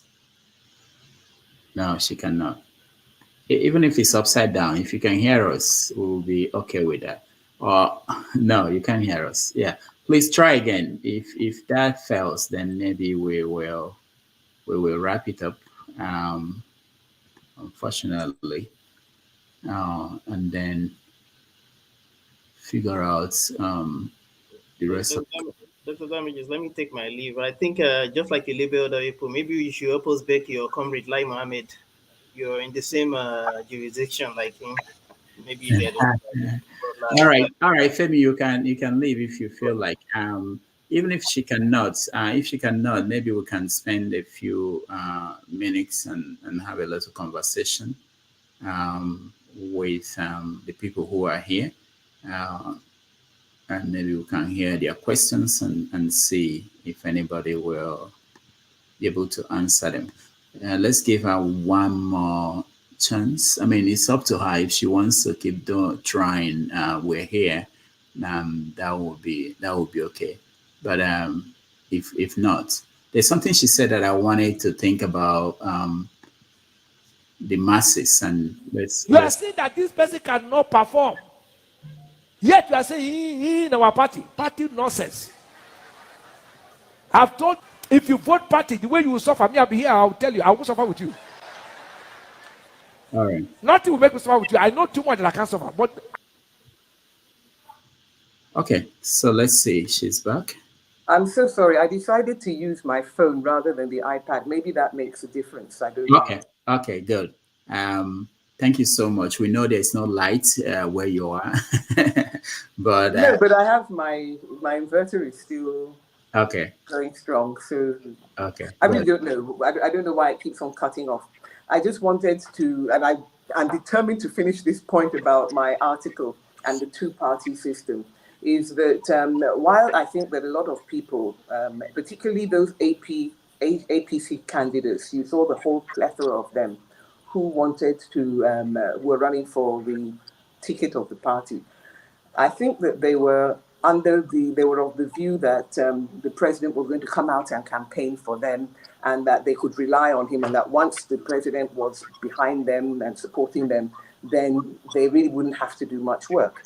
And I suspect that the one person who did not take that for granted and is not taking it for granted when it comes to the actual election is the actual candidate, Bola Tinubu. I think that he understands that even if he is the... sorry, I can't read what that is. No, don't worry about the comments. I think that even if the president is going to campaign for him, I don't think that he's leaving it to chance. But at the same time, I think that, as I said, Oh, sorry, Snoopy, you can go down. Sorry, that was the dog. Okay. I think that as I said, I think that there is an impact that while, and I think that there's too much talk about structure or no structure and all the rest of it. But I think that the point that is being made, that I made when I talked about this young member of our Bring Back Our Girls sit out, who went to the Labour Party primary, is that that's why you see people struggling for the Labour Party ticket. Partly because they want to benefit from the Peter Obi coattails. They think that his name will get people out. But also because they, by their own efforts, can also put him, provide him with the more solid basis that he may be looking for. I'm not sure whether it will be enough to make an impact because I think that while there are many people, and I think that even though there have been a lot of there have been a lot of, I would just call it basic tribalism in the way we've been talking about this in Nigeria, particularly perhaps more on social media, is that there is still the view that actually what Nigeria needs, whether or not he's going to be a unifier himself, what Nigeria needs is a president, an Igbo president. And then the question is, and yeah, many of us are really put off by the supporters, the sort of tribalism and all the rest of it that his supporters come out with. But then you have to ask yourself, are they going to get better? Are they going to become less offensive, less insulting if it's another candidate? I don't know. Again, I think that while I still think that we still have a structure of a two-party system, it will be when we see the election that we will know whether we are dealing with and once it's three parties, it could be anything. Somebody rightly pointed out that at the moment, what you have is the PDP splintering into different factions and basically dividing the PDP vote. Now, that may be a hope on the part of the APC and its own supporters that your enemies have come at you one way and they will scatter in three. But it may also be that the same thing that we saw when people thought that PDP is a toxic brand is enough. Because we noticed, you remember that, we started off, Dr. Rudolph and I, we started off by talking about the election in Kenya. And the belief was that the youth vote would be the deciding factor. Now, it may be that the younger candidate wins, but it won't be because only young people voted for him. In fact, the youth turnout was not as great as people hoped it would be, or at least not enough to put it beyond question.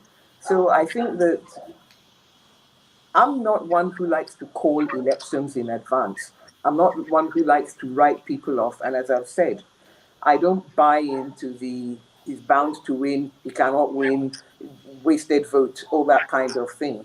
I think you make your choice on the basis of what you have. And I think that the biggest hurdle at the moment to be overcome is that he can't win hurdle. And I noticed that a lot of people are anxious to keep on saying it, that he can't win. Why do you want to waste your vote? And so on and so forth. And so when I sort of say to people, don't buy into that narrative, it's not because I think it's going to help the APC or anything. And in fact, it probably won't help them.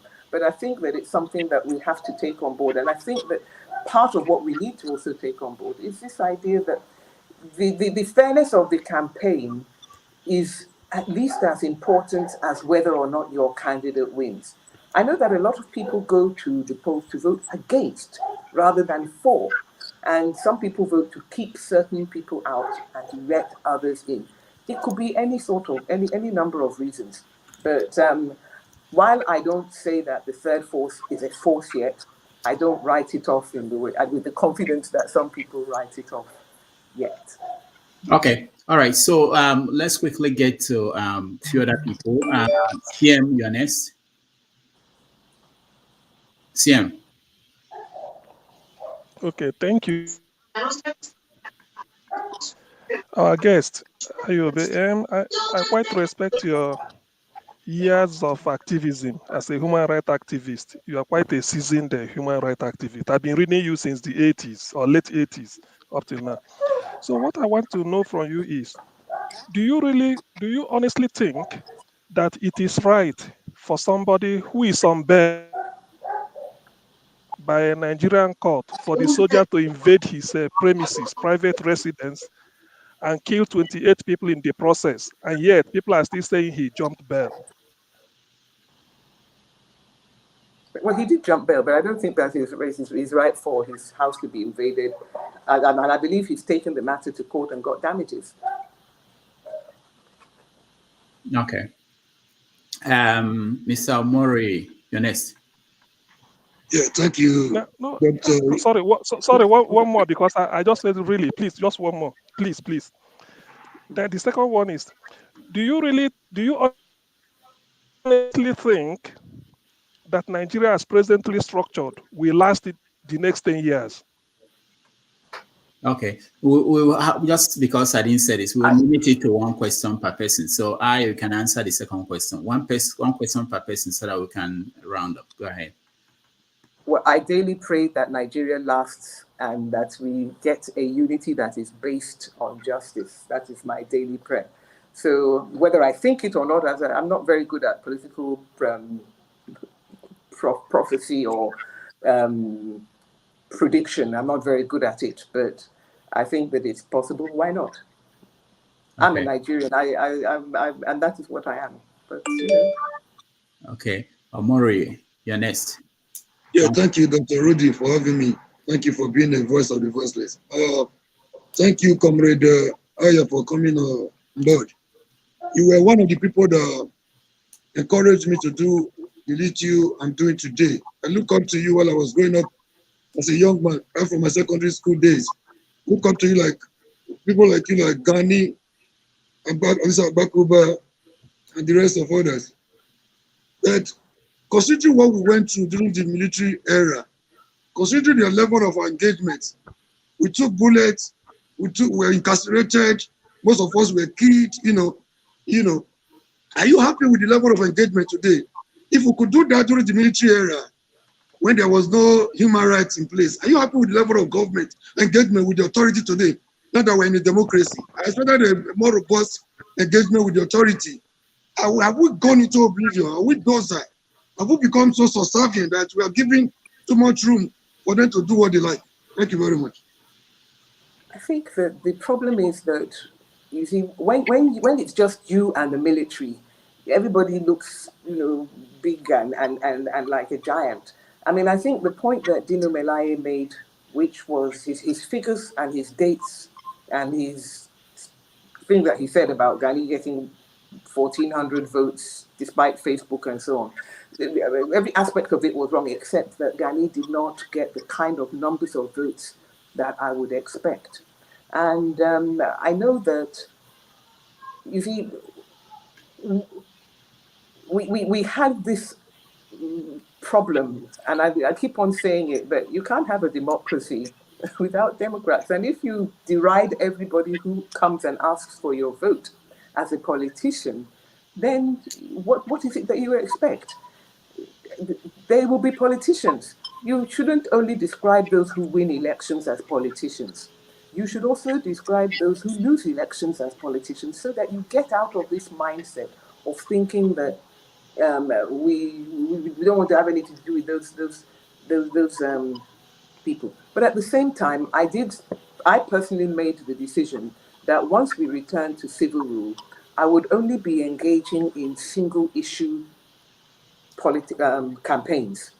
And that's why, and the rest, yes, I expect my elected representatives to take up the business of governance and so on and so forth. Oh, I didn't expect the Bring Back Our Girls campaign to be here 8 years later. I mean, for heaven's sake, I didn't expect it would last this long. But I did think that if we want to we should channel our issues through our elected representatives and not let them feel that they only have to be elected, come and smile at us every so often, and so on. But they have to perform. And I think that while it's not so much the level of engagement, I think it's probably the quality of the engagement and I mean, when Dr. Rudolph played that clip of Dino Malaye, I thought of, it reminded me of those days when somebody would come on and the headline would say, somebody says, so is the biggest joke of the year. I know this kind of, that the idea that this person can win is the biggest joke of the year. And we're still sort of, it's almost like, the sort of catcalling that you see at the British Prime Minister's questions. They're not really making any points, but they just want to shout and rah, rah, rah, rah, rah. You might as well be at a football match and everybody is shouting and saying, my team is best, and my team. And, it begins to lose any real substance, except that, because when they say politics is tribal, it's not just in Nigeria that they say it. In London, or in Britain, or in America, it's tribal too. Your tribe is your party that you vote for.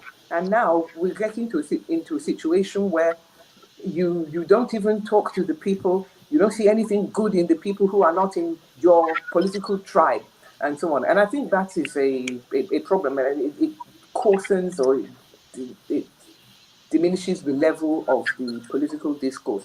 But at the same time, that's the world we live in, and we've got to learn to navigate it. At my age, I may not have long to be navigating it but certainly the younger people. I mean, I look at some of the things that people believe and are told, and I sort of, I'm just surprised, actually. I'm actually very surprised, but you can only do what you can do. And as I said, when you engage with people on a one-to-one basis, it's not that you're going to tell them, vote for my candidate or not for my candidate. And they may also try to explain to you why they are supporting this candidate or not. But in terms of actually engaging with the political system, I don't think that we are more lacking than you see in other countries. I think you have the same number of, you just sort of ask people on the streets of New York, do you know where, Pakistan is? And you'll be horrified at some of the answers that you get. Have you heard of John F. Kennedy? They say the airport, and really, these are places where we like to delude ourselves that our problem is caused because our people are not literate, and we find that there's I don't know, Sha. All right, thank you. Forefathers, you're next. Yeah, thanks for coming in. For me, the type of questions I like to ask anyone that knows Nigeria's politics is about security and transparency. Regarding our security, looking at all the data that I've seen around the world, I am surprised that anybody that knows about how the world operates and is exposed to the world has not seen that our security posture is very weak. And that makes for a weak state.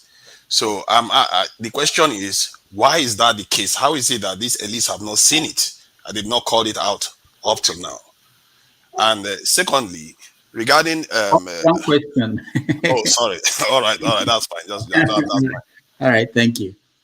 I can't say because although I chaired the Civil Society panel on police reform, I'm not a security expert. I was on the Police Service Commission from 2001 to 2006. I'm not a security expert. So as to the elites, I don't know. I mean, I will certainly not pretend not to be a member of the elite, but it's not necessarily something that we think about until it's in our face. And, when we Bring Back Our Girls, one of the things that we did was we did a sort of survey of schools in Lagos State to see, what kind of security arrangements are there here. Can anybody just walk in, and so on and so forth. So that there are all sorts of different levels. I really don't know enough about security to say, but I do feel, as I said, that even if all you do is watch television, you will just say to yourself that there must be more that we can do that we're not doing. And it's not because we don't have money, or it's because we're I pray every day. I say, look, let them bring not just not just courage, but let them bring cunning, let them bring intelligence, let them bring skills, let them bring tricks, so that when they fight this battle and they follow the human rights and humanitarian law, that they will be able to achieve results and victories that are sustainable, rather than we killed some and we chased the rest off, and then the rest off, what did they do? Did they vanish in a puff of smoke? No, they were there and they regrouped and came back. So I feel that there are gaps, but it may be that because I'm an armchair pundit and I'm sitting here pontificating, it may be just as was pointed out, when El Rufai got onto the seat in Kaduna State, he found that, I would say talk is cheap, but it's easier to talk than it is to do. And it's easier to say you're doing something than to actually achieve the result that you need to achieve with regard to our security. Security is undoubtedly a political issue. And it was a political issue in 2014. It was a political issue to an extent in 2019. It is definitely, undoubtedly, without the shadow of doubt, a political issue in 2023. One of our Chibok girls, another one was released. I think we're now down to 102 girls that are missing. This is a big improvement, but 8 years, that's a long time. And we've heard about a group of 20 that are still together and they're waiting to be rescued.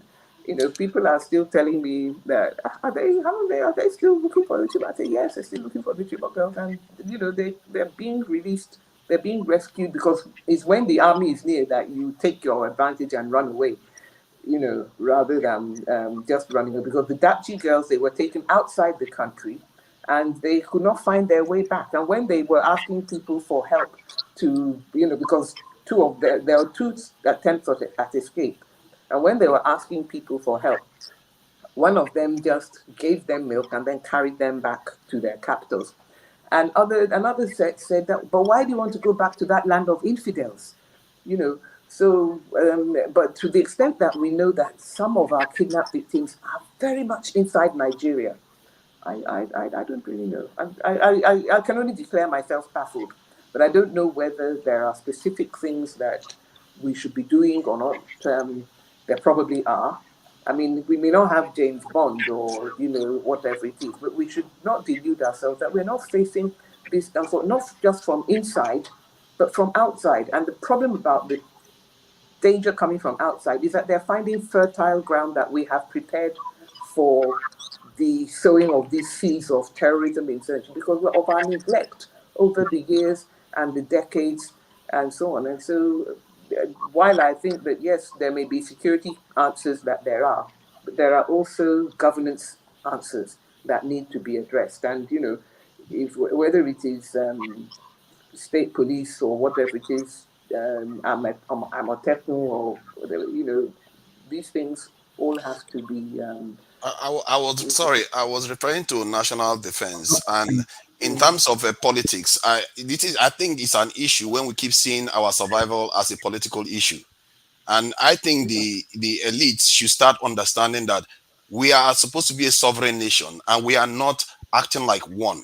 We are not defending our country. We are defending the country with 0.1% of the population. And that is scary, that we have highly educated people in that country and nobody's calling these things out, that this is not normal for any country to do. Okay. And that is the core of my concern. Forefathers, sorry. We have to go. She has put in extra 20-something minutes from the time we booked her. But so let me just give two people quickly, no comments, just a question. I don't know if you hear me. I would like to contribute concerning security agency, but I hardly hear you guys. Morris, don't talk until I call your name, please. Chukwudi, you're next. Thank you, Dr. Damages, for inviting Madam Ayo. Madam Ayo, thank you for all the work you are doing to make Nigeria a real country. Nigeria is not a country as far as I'm concerned at this point. But coming to the question of Nnamdi Kanu, if there is an Interpol warrant for his arrest, why wasn't he picked up in the UK or in all the other countries and he was picked up in Kenya? Thank you. I have no idea. I don't even know why he left Nigeria, why he left the UK for Kenya. But let me say something about perfidious Albion, because let me say something about perfidious Albion, because to me, the fact that he was not picked up in the UK, I don't know whether the Nigerian government asked for him to be arrested and brought back, and whether the UK did not want to have the issue on its own dainty little fingers, and what it was that took him to Kenya, where they can say, nothing to do with me, Gov. My hands are clean. I don't know. So I don't, let me say, I don't know enough about the circumstances surrounding his arrest and detention in Kenya. I really don't know enough about it. And as I said, unfortunately, people that have not told the truth in the past may not necessarily be telling the truth about some of the issues regarding his arrest. All right, thank you. Morris, you're the last person. Quickly, 1 minute, your question, please. Can you hear? Good evening, everyone, and my special greeting to Dr. Damage, and for longer has been watching you. So, my not really question, but I just want to contribute to the aspect of security issue in Nigeria, for the fact that most of us here, we know how it works in the Western world, and for over 10 years, I has been collaborating and working with security agency in Europe. So, and one of the things we need to know about Nigeria, the insecurity in Nigeria, is that especially the elite, and they face to realize that Nigeria is gradually going to a failed nation, which I am sorry to say, but it's not the right words to use. But because if a country cannot guarantee security for their own citizens, which means this country is gradually failing. And one of the reasons why the issue of insecurity in Nigeria continues growing, because definitely if you want to really tackle insecurity, number one thing to do is to set up internal security within the security themselves and the government official. And if there are some information leaking out between the security agency and also within the so-called criminals or bandits or terrorism, which means the government itself is involved. Because they have to first of all set out, a tactics that control the systems or the network of the security themselves. Because if those things have not done, which means you can always send soldiers or police to go and die in the war front without giving them the necessary thing. It's not about the money that matters or maybe giving them weapons. You might give them weapons, but the peoples they are going to attack, the enemies, know the information about them more than the peoples involved. Okay, Morris, it's over 1 minute. Thank you so much. Okay, sorry. So maybe the time is too much for me. Maybe some other time I will contribute. Thank you. Yeah, thank you so much. Ayo, we really appreciate your time here. Before I let you go, we'll have to throw in this question. You didn't say anything about Omoyele Sowore and his run for president. Can you make a comment on that? Well, the comment that I was making is that last time, in 2019, the network, please. Can you hear me? Yeah, we can hear you. Sorry. He was actually the candidate that somebody in my household wanted to vote for, and she said that she got into the polling booth, and she could see that she didn't know what party he was in. She didn't know what his party was. And that's why I had been running a bit of a campaign on my Twitter feed, particularly when Dr. Mohalu was running for the presidential ticket of, I've even forgotten his party now. But I kept on saying, please highlight your party, highlight your party. People will be saying, INEC should put the name and the picture of the. I say that what happens if INEC doesn't? You don't wait and say that they want the situation changed. You highlight your party. So, so she could not vote for him because she didn't know his party. Now, I think that at the moment, when I took time out to work with NDI, one of the things that I did was we organized presidential debates, and we looked at we were batching them because there were so many people, and we said that the way we would batch them, which would be objective, was how many candidates are you fielding in these elections from top to bottom, and the fewer you were fielding, that's determined where you came in the group of people who would be, who you would be batched with as your, as a debating partner. So they would come in groups of 5 or 7 and so on. And that way, it was a way of sort of saying, are you serious about this election? Do you really want to win it? Are you planning, you think that you just catapult into being president and you don't have candidates across the board? And I think that is the problem. I think it's a disgrace that Shore's case had been allowed to drag on so that he's actually not free in the way that others would be free to campaign and so on. But I think that again, but I don't want to. I mean, Rudolph, you said you were going to ask me about the Attorney General, and I said that. I mean, because he's such a disaster, and yet, he's not. Oops, sorry, that's my light going out. Oh, it's telling me. All right. My spotlight going out. Yeah, we actually have. You've done very well. Yeah, I don't think you have any more. You just see me in silhouette now because we don't have. I'm running on inverter, and the spotlight, the battery went down. The dog is telling me that it's time for me to go out. All right. Thank you so much, Ayo, for joining us. We really appreciate your time. So thank you very much. And thank you, everybody, for being so kind to me. And, as I say, if people talk about courage, you should really sort of think about having no idea of how dreadful things can be, actually. And, when they asked Dr. Samuel Johnson, why did you do that? He said, ignorance, madam, pure ignorance. And I think that there's a level of insulating ignorance about what people can do. Even when Abacha was chasing us, not really going to do that. That is probably, and also the fact that having put my hand to the plow, it would have been very embarrassing to be found turning back. So, there are different types of courage that are required. Sometimes you just find yourself in the position and there's not really much you can do. You just have to pick up the ball and run with it. And I think that anybody who had been in that position would have also done it. But so I do thank you all for seeing me as somebody brave, for not criticizing me for my political choices, and saying that if I was seriously a human rights activist, I wouldn't do this or that. I don't always claim the title activist for myself because I'm really just a lawyer, and sometimes out of the fullness of the heart, the mouth speaketh, and you have to, you do speak. And, with Twitter, you have more opportunity to tweet, but I don't normally make statements about this or that or something or the other. I hope that people will continue to vote. I hope that they will continue to speak to others.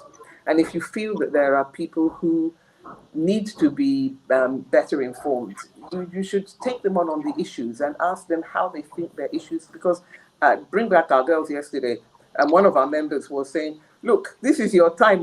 Your local government is doing nonsense. You can go and tell them, because it is so expensive to run an election that buying of votes, they're not going to do that much money for buying of votes. They have to pay their agents. They have to pay for their publicity and so on and so forth. There may not be that much money for, but you go to your local government and say that this road that you have not fixed, blah, blah, blah, this is the time when they will listen to you. This is the time when your voice can be heard. So let's, don't say you're not going to campaign with Mr. X because you know Mr. X is going to vote in the way that you don't want. In fact, you don't want Mr. X to come out and vote. Get out there, let everybody participate. Then they'll begin to see that actually we actually can make a difference. I think we can. All right. Thank you so much for joining us, and we'll keep in touch. Maybe we'll invite you again, when the actual campaign starts. Thank you. Thank you for inviting me. You're welcome. All right.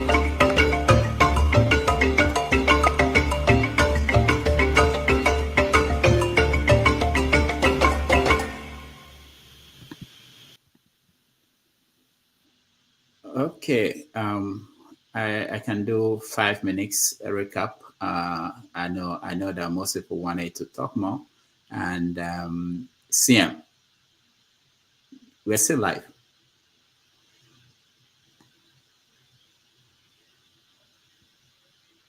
Are you there? Forefathers, are you there? Yeah, I'm here. CM was muted. Oh, okay. Go ahead, Know, Forefathers. I didn't. So what I gathered from, although I didn't listen to from the beginning, what Ayo Obe was saying, I know she's a human rights activist, and all that is she's saying regarding Nigeria, particularly when she was saying something about the Constitution, 19.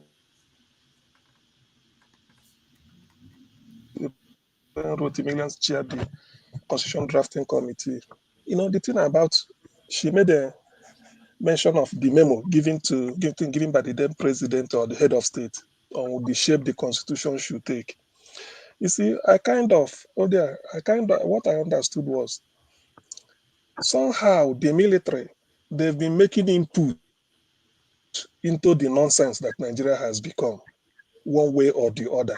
Since, I think that has been, because for her to say it, the military has been messing that country up, whether they are in power or out of power.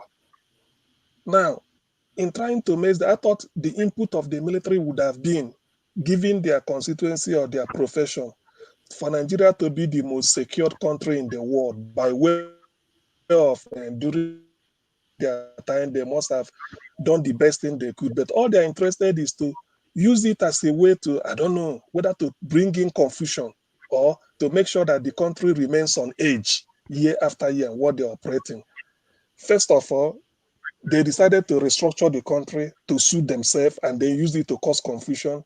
They decided to use the military as an instrument to play one side against the other. So it's like this, an inkling that somehow what the rain beating Nigeria didn't start today. It has been the military had the incursion, and I'm not God, but until all this class of, according to Pat Utomi, all this class of 1966, the capture, those people that believe that they fought in the Civil War, so they deserve a reward.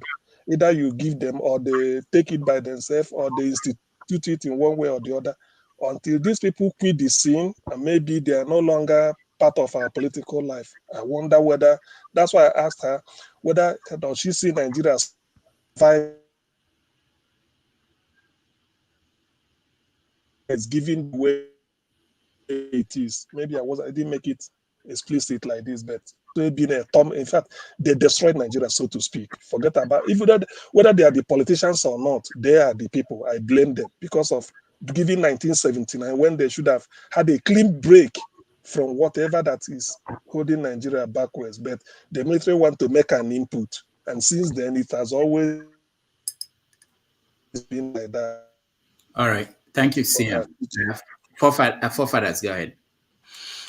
Yeah, I think CM, is calling some things out because the military, they have been messing with things, but what they have not done is the part you would think they would do, which is make sure the country is extremely strong. The reason why I asked that question, and I'll keep asking a lot of, the elites and the journalists that I see in Nigeria, because many of them have traveled overseas, they've had exposure. And I wonder how they can filter all that information out about everything in the West. I think all they tend to see is, the glittering streets and all that. They don't seem to understand why this nation stand, why they are still where they are. So they don't know how to translate it to their own country. Maybe that, because from what she said, I'm not a security expert. I don't know about those things. But they talk about these things. Because she came and talked about the military people, but yeah, she doesn't understand what she's talking about. And this is what is something that is beginning to come out now, that many of our people, they come to the West, they don't understand what made the West what it is. I just watched a program where they talked about the West even killing an Indian nuclear and this is space scientists just because they didn't want them to progress. So because those other people did all their due diligence to get themselves where they need to get to. I don't even see the conversation being had in our country in any way to try to get ourselves out of this rut. We just seem to be papering over the cracks, and I don't understand it, because I need somebody, one person, to be able to come and tell me, you know what, yeah, I saw that too. I've been calling it out in Nigeria forever, and nobody said anything about it. And if there is a filter that is causing it, maybe it would be good for us to know why, so that filter, when people travel overseas, then one can be calling it out and letting them understand, okay, if you want to say you love this country, look at what they did, look at what they pay tax, they do this, all those little things are things that other countries do that we don't do. And I feel like we need to be calling out all the elites that have been in the West that should know better. And even to you, CM, and many of us, we are all here in the West paying tax. We go to Nigeria, we say, we'll sympathize with all people going on strike because they just want to increase any form of tax. And why should you sympathize with them? Because people here now are struggling to pay their electricity bill because they know that there is going to be problems. When we don't want to face any pain, we suffer more. So it's a shame, because I'm in the West and I can't just decide to suffer like every Nigerian. I don't know, because sometimes when you tell them, they say, because you are not suffering. Should I choose to suffer before they believe what I'm saying? So okay. I just hope that we have a way of translating the way of life here, translate it to Nigerians, so that Nigerians can understand it and embrace that this is what they need to do. That translation is very important for Nigerians to understand. All right, thank you, Chukwudi. Okay, thank you, Dr. Damages. First of all, you have to have a country. We do not have a country. We have so many things pulling us apart. You have tribe, you have religion, and if you have good roads in Nigeria, if you have electricity, if you have employment, people will flock to Nigeria. Nigeria needs a manager, not a uniter. It's very difficult to unite 371 tribes. There are schisms in advanced countries. Belgium, you have the Flemish part, you have the French part. Even in France, there's division. In Spain, there's division. In Italy, there's division. But they stay in the same country because there are some advantages. Okay, we don't have that in Nigeria. And talking about the current election, it would be wrong to characterize the P2B movement as tribalistic. P2B movement is the least tribalistic of all the other movements going on in the country. And I will disagree with Ayo on that. That's my point. And I wish, Dr. Damages, people should make their comments brief, because people tend to talk a lot. We could have time for second round questions. But when you come and ramble for a long time and don't make any point, it doesn't make sense. Thank you, Dr. Damages. Thank you. Obe. So, forefather, I think I see what you are saying, but I think you are not asking the right question. Pay attention to the business elites. What are they saying? Everybody is mute. That is because you are benefiting from all the things that is going on. But it's very easy for us to compare what is going on in the West or in America or wherever. But go back to their history. How were they able to get to the point that you are seeing right now? It is not overnight. We, the masses, that okay, a little bit exposed, can always say, but our voice no count. separate the elite, those who are in politics, but the likes of the Dangote, the business elite now. What, they haven't said anything. You never heard them either criticize or complain of anything.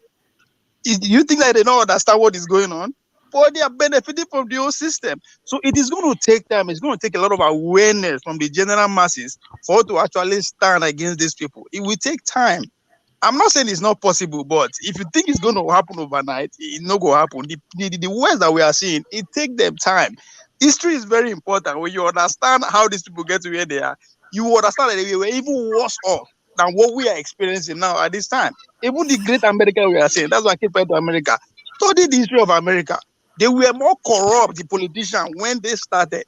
Am I saying we have to take us that long? Well, it all depends on our awareness and how actively we are ready to get involved before anything can actually change. If not, nothing will change. I keep saying it. If every country get people where they hold on ransom until either I know favor some section of the elite, they will rise against them. Just like the people that enter their country swimming pool. What did they call them? This country that the old citizens just decided to wake up overnight. It was due to the fact that there was a disagreement within the elites, within the governing circle that made this impossible. Not because all of a sudden the masses just begin wake up and say, no. So in a country is like a business and people hold on down. I keep saying, if me and you go feel, say, we'll do anything to die for this country, we'll do anything, this election must work. What about people who have their billions, literally billions of dollars and naira investors in the country? What do you think they are going to take if we actually rise against them? They will carry bomb and grenade. So it's more difficult than the way we are saying it.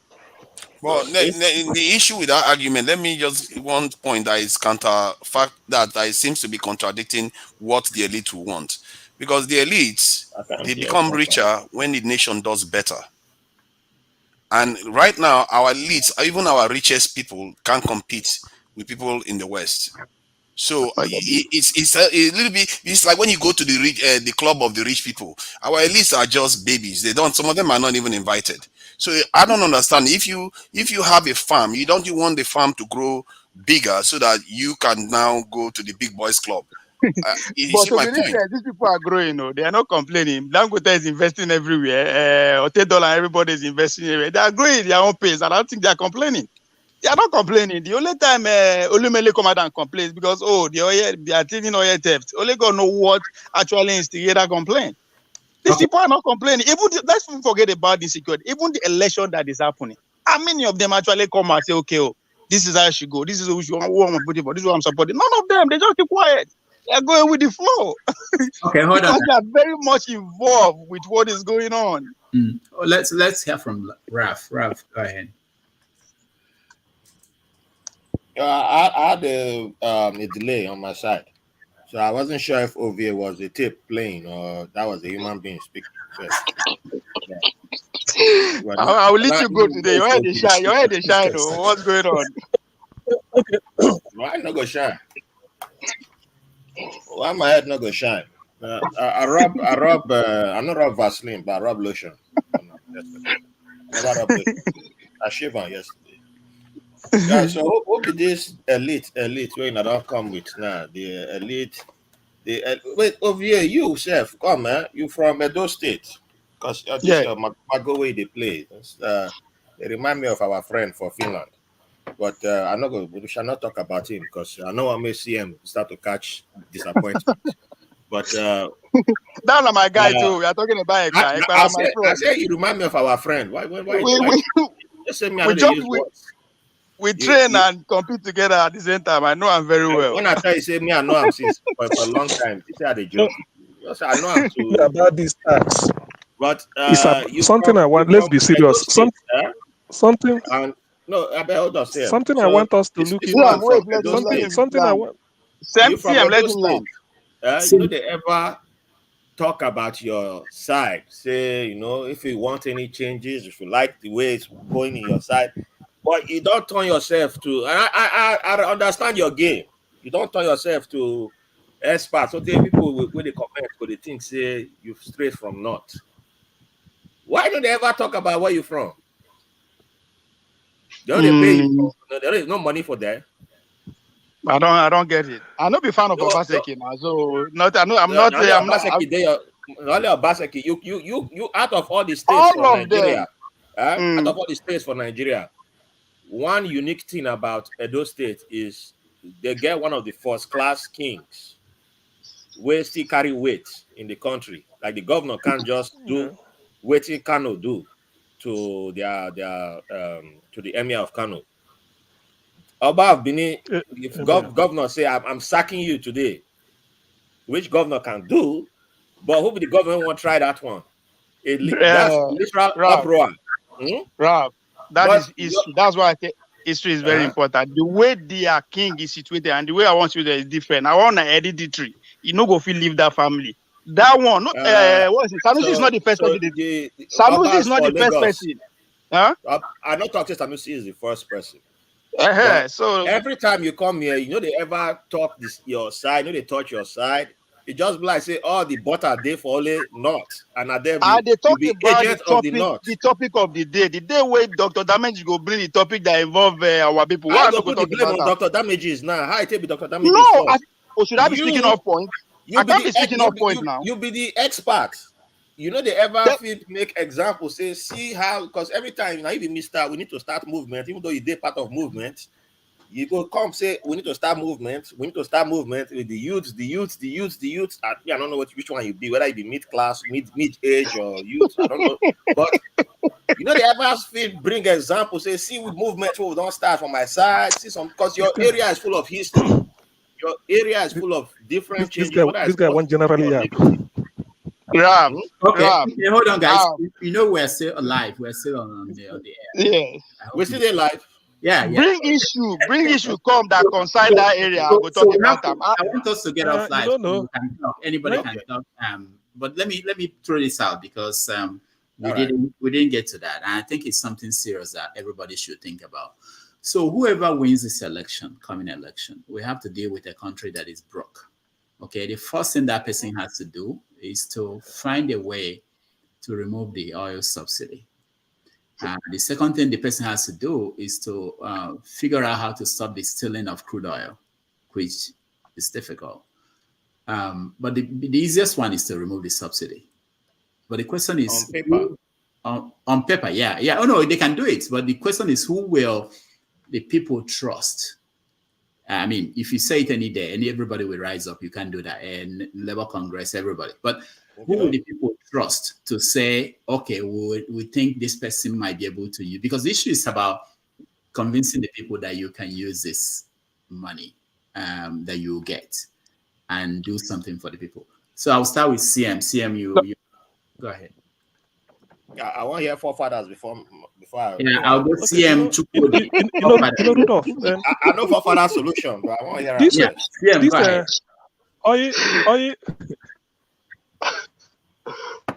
Go on. They don't go here for their land. They don't go here for subsidizing something. The market value is 100 naira and the people can't afford it. Wait. So I think when you say subsidy, generally the way I understand it is, say they are selling something for 100 naira. Then you feel that the people cannot afford it. So until you pay like maybe 60 to bring it in and then let the people bear the cost of 40. You see, the of these oil subsidies that if they are sincere, all it will take is borrow money, put the refinery in order, and then you stop importation of them. It's as simple as that. Because oil subsidy is just to import finished product, which is refined petrol. Why we bring in refined petrol is because our refineries are not working. All this money they are borrowing, supposing they deposited, they target 2 refineries and bring them up. Those ones is enough. So say removing subsidy on oil to me is simple. If the leadership is sincere, if they are honest, because when they say subsidy, it doesn't mean anything than you are subsidizing something. Government is paying part of the bill. So put the refinery in order and then remove the subsidy. Because when you stop importation, the subsidy goes, and then we refine our petroleum the way we used to do in the 70s or even in the 80s. So I do not see. So it only takes political will and being sincere, and not to say oil subsidy and then you are feeding some cabal. It's a simple thing. That is a simple economics to me. You borrow money, you put put the refinery, get it up and running. It's like in your house, you have a generator, quit broke down. Okay. All right. CM, we had you. Days you go and be paying a bill and be sleeping in a hotel because they have generator in order and then get it running up and down. It serves your domestic use. So that is the way I see it. It's a very simple issue. Thank you. Okay. If I were to... Okay. Every country subsidizes something. Food is subsidized in America. Food is subsidized in Europe. Egypt subsidizes bread or there'll be riots. What we are doing is a scam. Like CM said, we produce oil and then import the refined product at a higher price. Petroleum products should be cheaper in the country where it's produced, like in Saudi Arabia, Iran, Venezuela. So this oil subsidy is a scam. The first thing the government should do is to start refining our crude oil in Nigeria.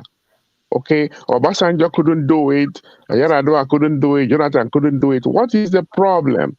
If I'm giving the reins of power in Nigeria and I don't have our refineries running in a year, execute me. This is bullshit.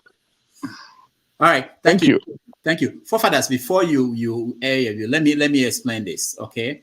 So Obasanjo came, he couldn't do it, he couldn't fix the refineries, he sold them. Yar'Adua came and reversed the sale. Buhari came and said it was a fraud, like before he came in, he was a fraud that he will fix it. He came, he found out he could not. Now, we also know that Dangote has been building one, and it should have been operational as far back as 2017 or something. We're in 2022. It's not. We're not even sure it's going to be operational next year. If Dangote's refinery kicks in, we don't even need another refinery in Nigeria. It's enough to produce enough for the whole West Africa. Okay, but it's still difficult for a private individual with the money to do that. So it's not that it's an easy thing. There was something that Ayo Obe said. I asked her about people who say things, and then when they get into power, they find out that they can't implement it. And she acknowledged that sometimes it's easy for us to stay outside and talk, even for politicians. When they get in, they see that it's difficult. So, forefathers, answer the question, knowing all this thing I laid out. That's why I was laughing when the guy said, if by the end of the year I don't complete it, you'll be surprised. The end of the year will come. It hasn't been completed because you don't understand why this stuff hasn't been completed. There are things that are going on in our country that we don't understand. That defies logic. I've always wondered, how do you get Nigerians to contribute? And I find that Nigerians will not want to contribute willingly. And fuel subsidy is one of the easiest routes to go, because inflation most of the time is even doing the damage anyway. The thing what Nigerians don't understand is that you don't want to embrace the pain, but inflation inflicts it every year, constantly. Just get rid of that thing. Face the pain consciously, knowing that that money is going to be used to do other things. Look at Saudi Arabia's Aramco. They made a record profit of 48 billion US dollars just in the last quarter. 48 billion, larger than our entire national budget. And it tells you that something is going on in our country that is stopping this process from completing. We can't complete Ajaokuta steel. We can't complete anything. Something is disrupting our processes. If you stake your neck and say you are going to complete it, it's because you don't know the gremlin in the system. It's not because our people don't want to do it. Because if they do it, they will make more money. $48 billion, like I said. And this is why when somebody tells me that our leaders, they are making money from it. No, they are not making money. We are making chicken change. We are living on scraps. Something is wrong. And if we don't, for my own, that's why national security is number one. All the other countries that have it, they can make decisions and get things done. Whenever we make decisions to get something done, we wait for 10 years, it's still not done. It tells you that somebody is running away with your money and somebody is threatening somebody. Somebody is listening to some other group and that is telling them, you know what, you can't do that. If you do that, you're going to pay. they fill the whole thing with confusion, that we are always chasing our tails. Something is wrong, and I'm telling you that this thing is down to some level of security. If you cannot even build your own national fuel processing facility, that is crazy. And if I agree with you, if we want to start solving the problem, any politician, I don't care who, just remove the fuel subsidies. If you want to remove it, use it to sort other problems out. I don't understand what they have problem with when NLC tells them, tell us what you want to do with the money. I don't know what the problem is. Why should they see? Sometimes I don't understand our politicians, and why do people allow them get away with it? When NLC tell them, okay, you are going to take fuel subsidy off, what are you going to do with that $9 billion? You just don't want to tell them.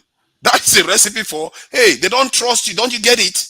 The people don't trust you. If you don't tell them what you're going to do with $9 billion, they will find it hard to agree to that. Personally, I would say sort out ASU. Increase your military forces, increase your what they call it, power supply. Those are the three major areas they really need to focus on to get the country back on its feet. So that's my say on that. Okay, Ovie, I want you to weigh in, but I want you to think about this. There's another aspect of this, because this is a major issue that anybody who wins will deal with. So we know that one of the arguments they make is that because the price of fuel is a lot cheaper in Nigeria than our neighbors, that these things were being taken out of the country. That's one of the arguments that the Nigerian side is making, why we use more than we should use. Okay, and that's one reason why they need to increase the price. And like CM said, part of the reason why you have subsidies are the price of crude. Even in America here, okay? America, we use the one that is produced here to a large extent. But then if there's an increase in the international price of crude oil, the price of pump, the one we buy, the fuel we buy, will go up. It doesn't mean that they are importing it. So even though in Nigeria's case, we take our own out and buy the finished product. So even if we don't do that, if Dangote produces the whole crude oil that we're using in Nigeria today, Dangote is not going to say that if the crude price goes from $20 to $100, Dangote will sell it to you at the same price because he's getting it from Nigeria. No, he will do what they do in America. If the international price is going up, the pump price will go up. So I want you to weigh in on how to deal with that issue, because it's easy sometimes for us to. Now, when you say the crude are taken out to our neighboring country, are you talking about legally or illegally? Oh, it's illegal, of course, but the point is, you can't stop it, because if the price is high, it's high in Nigeria, in Niger Republic, and it's cheap in Nigeria. Some people, daredevil, no matter what you do, they want to take it out there, and they will. I think can I make a brief something? Hold on. Just one word. Okay. Forefathers, we are forgetting the genetic angle. When you look at everything happening, we have something genetic going on. Thank you. Okay. Right. Okay, go ahead. Which gene? Well, I can give a lecture on that, but we don't have the time. No, we don't have the time. Go ahead, Ovie. In terms of the illegal taking of our crude oil, our country is still remain free for all, for the lack of words. But that issue of subsidy, I think when we keep believing that any president that uses it to campaign, if he come out with it, is going to make it happen, it's not going to work. I'm not too in depth into the mathematical aspect of or how long it's going to take. Let's say if they take the subsidy away today, how long is it going to take before we start reaping the benefit? Because it's not going to be instant. It's not going to be spontaneous benefit. It will take time. How long? I don't know. How many years? I don't know. But to me, that is what these politicians are looking at. And that's why I keep saying that if you elect a president today, it will start working for his election the next day. Those who want to take power start working that same day. Now, the fear, I believe, is that If I become president today and I take it out, and maybe take another 3 or 4 years before the benefit will come, what is the probability that the hardship that the citizens will be facing will make them re-elect me again? Because don't forget, this politician now is a self-actualization journey. Every human being be that. If I take it out now, what is the probability that the hardship will be so severe that before we start reaping the benefit, that they will still keep me in power? That's your first term. And if you come back the second term now, it's not just about you now. It's about the people that help you get to power. They will keep telling you, don't try. Because if you try, we are going to lose.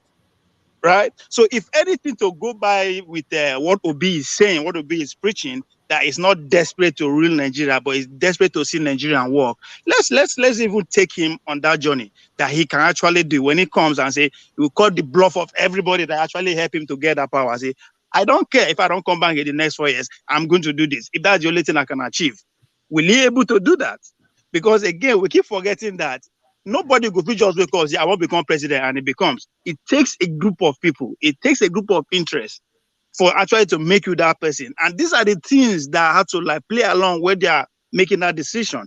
So it's a very tricky situation we find ourselves. And it's because that we are still in that space whereby now they feel recycled themselves. They are free to steal willingly and used to elect them back. There's no actually other group of interests that say, you know what, we are going to give these people run for our money. No, now the same people we see the thief they come until we start having like business, just like in America. Now a corporation, they rule America, whether we like it or not.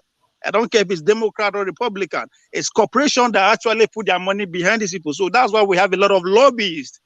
And if, at the end of the day, as soon as this member of parliament or whatever are leaving, guess where they are going to? That's why they don't stay while they are there. But guess where they are going to? They end up working for either lobby firm or any affiliation that any organization that is affiliation to lobby.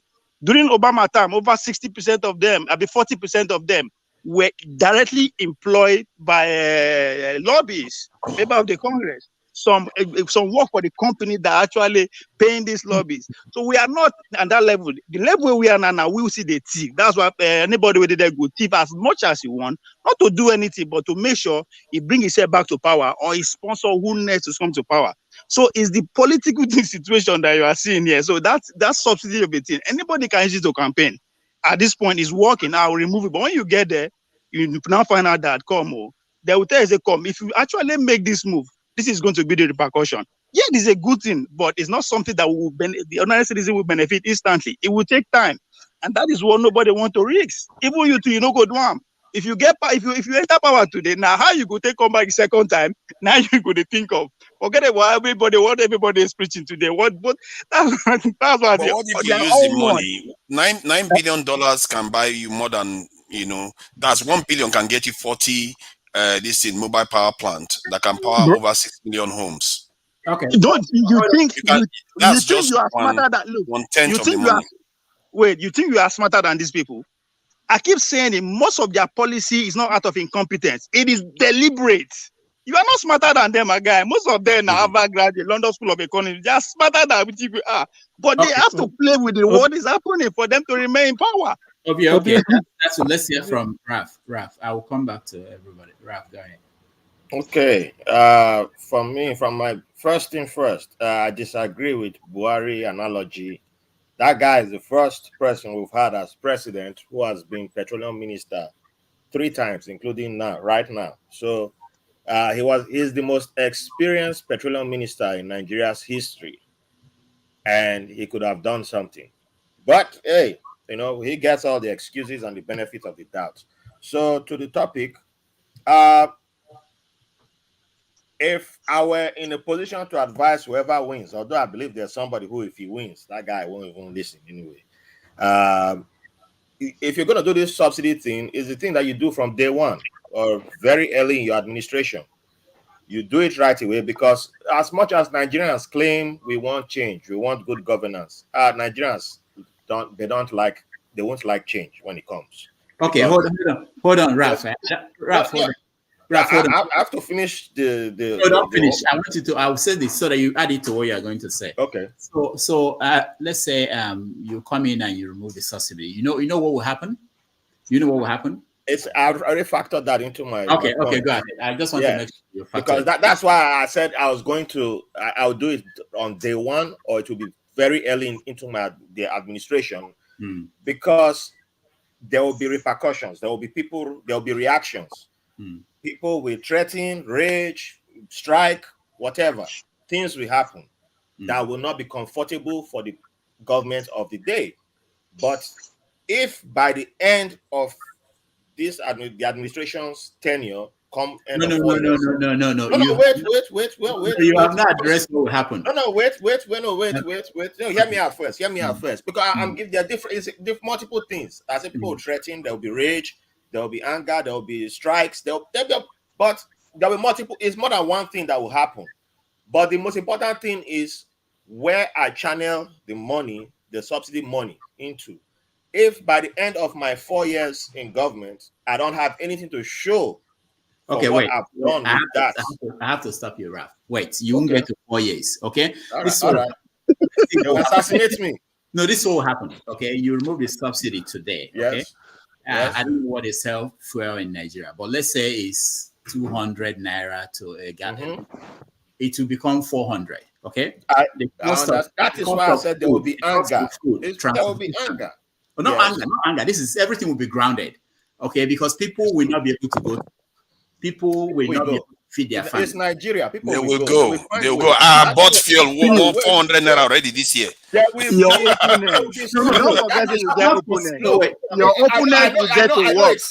I know it sounds easy, but trust me, the anger that whoever is willing to take that bullet is the first. It's like what's that saying? Who's willing to bail the elephant, right? This is that. Okay. This is okay. Hold on, Ralph. Let me just say another. Let's say, okay. The other thing that will happen is that remember that like forefathers is saying 9 billion. I don't know. I want to believe that your calculation is right. I don't know the figure, but let's say that 9 billion is not coming in the next day, the next month. Of course. And already as we are today, we are spending more money than we are making. Just to establish the money we owe, not anything else. Okay, so there's something that we call. It's a tough thing. So I factored all that in. That's why your opponent will get to work. Wait, my brother. the anger, the rage, everything includes the opponents, because there's no but that's the only way party. There's no opposition party that should be sitting down there and sees that there's a room for attack, and we should not attack. It's part of how the democracy is. If you're really serious about democracy, we are not in Russia where if you try and say, then you end up in a cage. No, this will happen. You will become the most unpopular person in Nigeria. The same people were like, this is our man. They will turn on you immediately, but you must be willing to bite that bullet. However, come the end of your tenure, if there is something that you can show, if there's fact, because Nigerians are at the same time with all this rage, anger, and everything, Nigerians are very easily distracted. We are one of the most easily people to distract. Once you show something, so if you say you are going to throw it into football, you are going to make a football league visible, sports back, secondary schools functioning, farming, whatever you are going to do, you throw it in there. Trust me, electricity, everything. Trust me, you are making it's the biggest gamble you can take, because that's all your when you come for second term, that's all you're gambling on, and you probably wouldn't win second term. You wouldn't even get there. But thank you, Ralph. But trust me, but you probably wouldn't. But I'm telling you, you have to take that. Be willing to bite that bullet. That's the thing. Or you do what Tunisia is doing right now. Rudolph, we do it differently. Rudolph. Yeah. Sorry, CM Rudolph. I think in the UK, I've seen politicians come into office threatening to cut benefits, cut this, cut that. It depends on the communication. If you communicate with people that this sacrifice needs to be made for the betterment of the country, if you do it well enough, you may not even be unpopular. They will support you to do it. That's why I say you should be honest. If you are honest about it, people will understand. Okay. Hold on, guys. Forefathers, we don't want to use the UK. UK has safety nets that they're not in Nigeria. Let me go to Jeff. And they cut it too. They cut some of them. UK is not a good example too. Let me say something. Ralph, what you are saying, I understand that. Somebody had to say, you know what, fuck it, I'm going that way. But that can only, I won't say only happen, the day we will have people's presidents. I don't believe you need to wait for people. This is how you kill you keep shooting yourself in the toe. You don't. I don't care whether you call it people's president, you call it women's president or men's president. You need whoever is willing to bite the bullet. Okay. It's not that it cannot be done. It can be done. However, you for allow me finish what I want to talk now. You have to be willing to take the shots. Okay, you for allow me to say what I want to talk. Now people go actually put you there. Forget all this one no, the people can't turn on you. The same people that put you there can't turn on you. They will turn on you. No, that's exactly what they are scared of. So would they turn on me or would they support me? Okay, hold on, everybody. We go to James. James, I want to hear what you think, but also let's remember that Buhari, they are saying now that they spent over 60 billion in trader money and all this other social safety thing. And average people cannot say, oh, I've gotten something from this government. So if you think about you can do something to make people reduce the impact, you have to do a lot more to get to average Nigerians, people that you and I can say they got something from the government. So that's not an option that is easy. So James, put that in perspective when you answer the question. James, you're talking to yourself. I think you are muted or something. Can you hear me, please? Okay. Yes. We can hear you. Thank you. I'm sorry. I logged in very late. I've been listening to your conversations. One thing I want us to know is this. We all know the problems of the country. We present here now, we know the problems of the country. The problem is solutions. We want solutions and not discussing problems. We should also know that since independence in 1960 till now, it is the same class of people who are mismanaging the country. Not until that class is overthrown, we will never see the promised land, let alone getting there. I hope you're hearing me. Yeah, we can hear you. Good. Now, the present cabal ruling the country, if you look at them carefully, you will discover that since they started mismanaging the country, they were youths. People like Awolowo, Obasanjo, Babangida, and you name them, they were all youths when they took over and when they came to limelight. It is these youths who laid the foundation of the present Nigeria we are suffering today.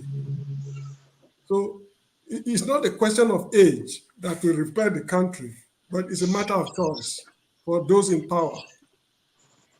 If we give power to the present youth, I'm no longer a youth, but I'm not against them. There's no guarantee that they will fix the country. So let us look for how to make the future generations live in a better Nigeria. One unfortunate thing is this. Whenever we run into any problems in the country, as a people, we're of the habit of going to the same people who created the problems to look for solutions. This is one of the reasons why we are not making any progress. Money was stolen somewhere. Okay, let's investigate. In the course of investigation, we're going to bring members of the same cabal to do the investigation. At the end of the day, what do we get? Now, in Nigeria of today, if you want water, you must drill a borehole in your compound. If you want electricity, you must buy a generator. If you want good health, you must go to a private clinic. If you want justice, you must go to a good lawyer or you go and see the judge at home. There's absolutely nothing government is doing for anybody in Nigeria. I think we need a revolutionary government because there's no way we can run this system we are running now. There's no way you conduct the elections and you get a better result. In 1979, during Shagari's time, I think I was in high school then, they promised us heaven and hell. At the end of the day, we were all disappointed catastrophically. They emptied the national treasury and there was nothing we could do. And it is that same system that is taking place up to now. Look at this man called Buhari. When he was Minister for Petroleum, 2.8 million naira got lost in the Federation account. Up to today, nobody has taken the man to task. This man has no school certificate.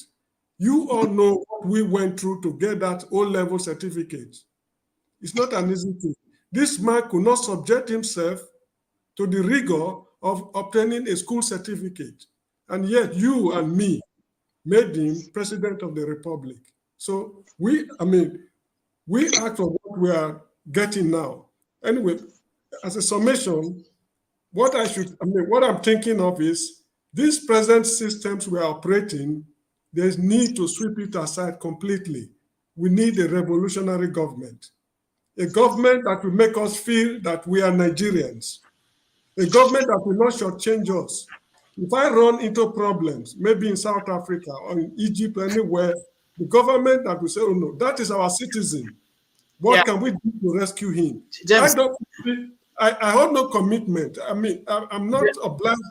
James, let me stop you. Not because you're not making a good point. I want to find out, how do we get that government? You're talking about, you mentioned something I found that very, you're serious, you're talking about serious things, but I find it very funny because you said a government that will take care of you if you're in trouble in South Africa, or, whenever we look at any piece of Nigeria, any part of Nigeria, we see the problems. Let me give you an example.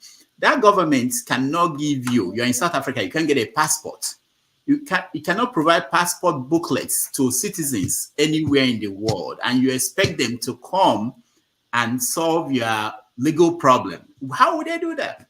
They cannot produce simple booklets. Actually, I'm speaking from the Gambia.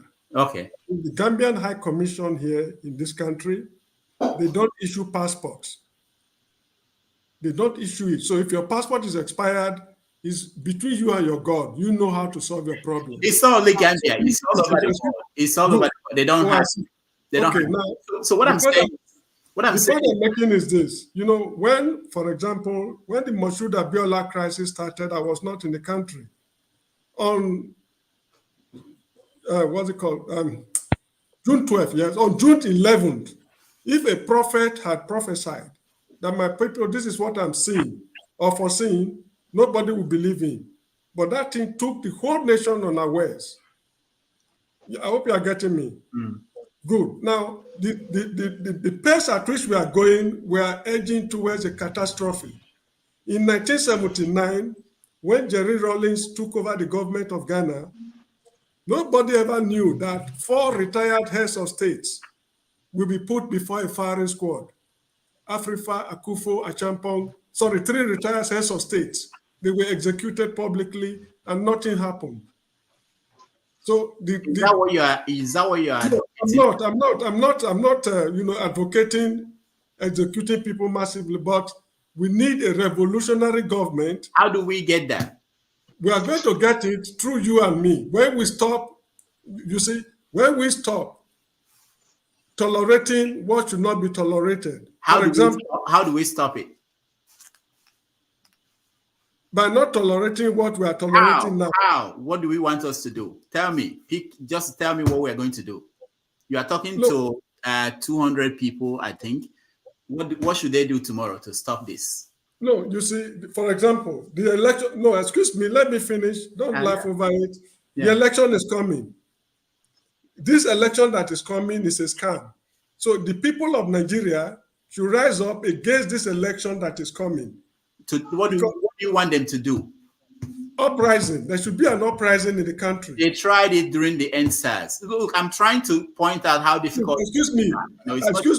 NSAS was a success. Don't see it as a failure because it was a success because it has emboldened the people. There are a lot of people now who can talk to the government eye to eye. This was not happening before NSAS. So the people still need to fight for their rights. There's no place in this world where government will give you everything on a platter of gold. Okay. We are too tolerant. James, thank you. Tolerance is what is plunging us into problems. Okay, James, thank you. We'll come back. Maybe we'll come back to you off air now because I want to round up. Paul, go ahead. Well, I like what James said, but James should understand that when we talk about a problem, The only thing we get from the government is just the problem. So we actually talk the truth about the government. Then when you talk solution, the government does not set anything for us to even work towards the path of solution. That's why, so when you talk solution, it's like you are talking miracle. You understand? Which we don't believe. You are talking magic, which we don't believe. So the country now is trickling down to the aspect where you say, we are talking about where you think about an individual that have the love of that country at heart. Just like as Lee Kuan Yew came in Singapore, you know, if you set that structure, that everything, then other people would try to work on it. You know, the body language of Buhari makes us vote Buhari 2015, believing that he's going to fight security. That is the mindset. Believing he's going to fight corruption. That is the mindset. And Buhari betrayed our trust tremendously. That's just the thing. I hate to say this, but this is what we have. You know, because the government, when we're talking about government, we are not talking about government, those that work as civil service. Because the civil service structured everything to trickle down to your siblings as a government in your own family. It doesn't work. It doesn't work. It has affected. Look, if you're broke in your pocket, it's not a problem. But if you are broke in your head, even though if you have billions in bank, you still think like a broke person. That's how the country is right now. So the mindset of the people, an average Nigeria cannot make sentence without using God. For don't die last week, if not be God. If not be God, I almost not pay my picking school fees. If not be you, we can send me money. They can't make a sentence without God. You understand? So it's bad. We just need somebody who loves that country so much. That person may not be Peter Obi. That person may not be Atiku. That person may not be Tinubu. But that person may equally be a Peter Obi. That person may he may also be a Tinubu, as the case may be. That is, if he chooses to say, let me do the Piccadilly Circle, let me use my bad money to do the right thing. As at this time, let me try to write my name back in gold. That's just it. But other than that, what do we want to do? This government don't listen. They don't read newspapers. They don't watch the news. They don't do nothing. They don't reflect on anything. When you cause them individually, then they respond. You look at the Tinubu who calls everybody. Then they cause back. He quick to respond, failing to understand that he's the one that calls everybody. That's how the system works. So the only thing we just have is just to shame them. That will make them, because of their kids and every other thing, people laugh at their kids, and good percentage of their kids, they all live in the West. So people are free to curse them in the West and every other thing, not like the way they protect their kids with all the securities in Nigeria. So if I jam a Tinubu's son in America, I can curse him out, I can shame him, and they're going to feel bad. That's what we have. Other than that, the system is bastardized to some extent, or if not all the time. All right. That's all I have for now. Well, thank you. I will just get comments from 2 or 3 people, and then we have to go. I mean, you can stay. Question for James. Yeah, go ahead. Okay, James. What you following your analysis of what you are suggesting is quite radical and very, very probably novel in Nigeria. But do you not think that it should have been better for you to set an agenda for the incoming government and decide and demand that this is what you should do? This is what we want. I say this because if you take it the way you are saying people should go for uprising or something like that, that is chaos. You might not know this government Nigeria is already fragile now. Nigeria 2020, when we had NSAS, probably then, I don't think, because Nigeria is getting worse by the day. So don't you think because Nigeria is fragile now, that might not be really the best option? Because that could be, people could see it as cutting your nose to spite your face. It becomes counterproductive. Is it not better you set an agenda and say, look, let us organize the masses that first 6 months, first 3 months, this is what we want from whoever it is that is going to take over. Thank you. Okay, James, before you respond, let me hold on, James. Okay, let me play this video. This is from the president. I would definitely want to express my condolences. He was on BBC, and they wanted to know what he thought about what happened in his country, where people were to protest. At the moment, they have been putting pressure to come out and protest. Of course, what happened yesterday was definitely not a protest. It was terrorism at the highest. We have a few Sierra Leoneans who live in the diaspora who have threatened to unleash terror on Sierra Leone on several occasions. They will incite unemployed youth on this part in the country. So he blamed it on people like you who live abroad, inciting youth to and call them terrorists. Don't mind him. We are neighbors here. I mean, Sierra Leone is very close to where I live here. Now, Mr. CM, thank you very much for the question you asked. We should realize that, I think it was Socrates who said, if people get the government they deserve. Yes. Americans, they have the kind of government they deserve because they work for it. The French in 1789 decided to rebel against Louis XVI and his wife and family because of the type of life they were living. So they got what they want, what they are looking for. What we are going through in Nigeria today is what we asked for. And one thing you should know is this: there's no leader anywhere in the world I know of that has voluntarily relinquished political power. Be it Nelson Mandela, he relinquished power because of age after spending 27 years in prison. Obama relinquished power because constitutionally he was not allowed to contest. It is very difficult for a sitting president of power, somebody with political power, to voluntarily give it away. That, oh, my people, I'm tired, I'm going away. Now, what we should do, unfortunately, we are not doing it. Good luck, Jonathan. Give up power. Excuse me.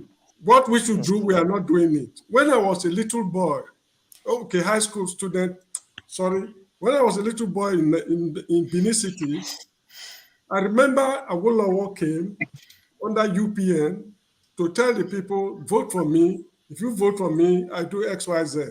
What the people did in Benin was very simple. There's a hall there they call an exhibition center. It's now called Uropota Hall. They sat this man down, Ebenezer Babatokme, Latif Jakonde, and Bruce Ali. They quizzed them with questions. How many students are you expecting to fund, this your program? Where will the money come from? Where will you get the teachers? It was a thorough cross-examination. This man gave a good account of himself, and at the end of the day, we in Bender State then, we voted for him. I'm citing this example for one reason. I'm a very lucky Nigerian. I received my education free of charge. When I say free, it's absolutely free. Please kindly give me a little time to explain it. When I was a little boy, Action Group was in government. They brought free education to Midwest. That was when I was in primary school. When I went to high school, it was the military that was in government. They continued with that free program. But if you're in a boarding house, you pay for boarding and lodging. I was a day student. So in my high school days, I never paid school fees. Then when I went to government college, Ughelli, we would pay school fees. Fortunately for me, UPN came to office. They treated us as special education students. The bursary they gave us was more than 10 times the school fees we paid. So my HSC program was free. I went to University of Lagos. We were not paying tuition fees. First year, second year, I could not get accommodation, so I was a squatter. So I wasn't paying fees. When I got to third year, I got a room. Some boys whom I asked to come and squat with me, out of gratitude, they paid my accommodation. So we lived in the room. When I went for the master's degree program in the same university, I now paid 100 naira for accommodation, University of Lagos, Makama Bida Hall.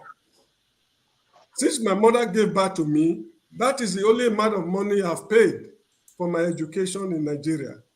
That was the way because of the way we were organizing ourselves and we knew what we were doing. Vandals have taken over the country. To flush these people out of government, no amount of grammar, no amount of electoral promises, no amount of manifestos will remove them from government.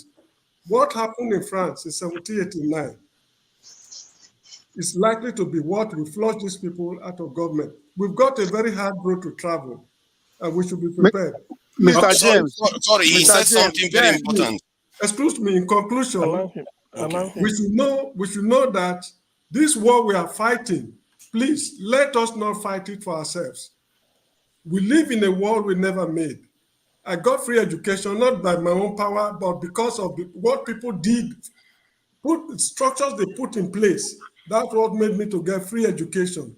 So what we are doing now, kindly let us do it for future generations, not we benefiting from it. You and me might die in the process, but Nigeria should be a better country. So this is the issue. So forefathers, you may go ahead. Thank you.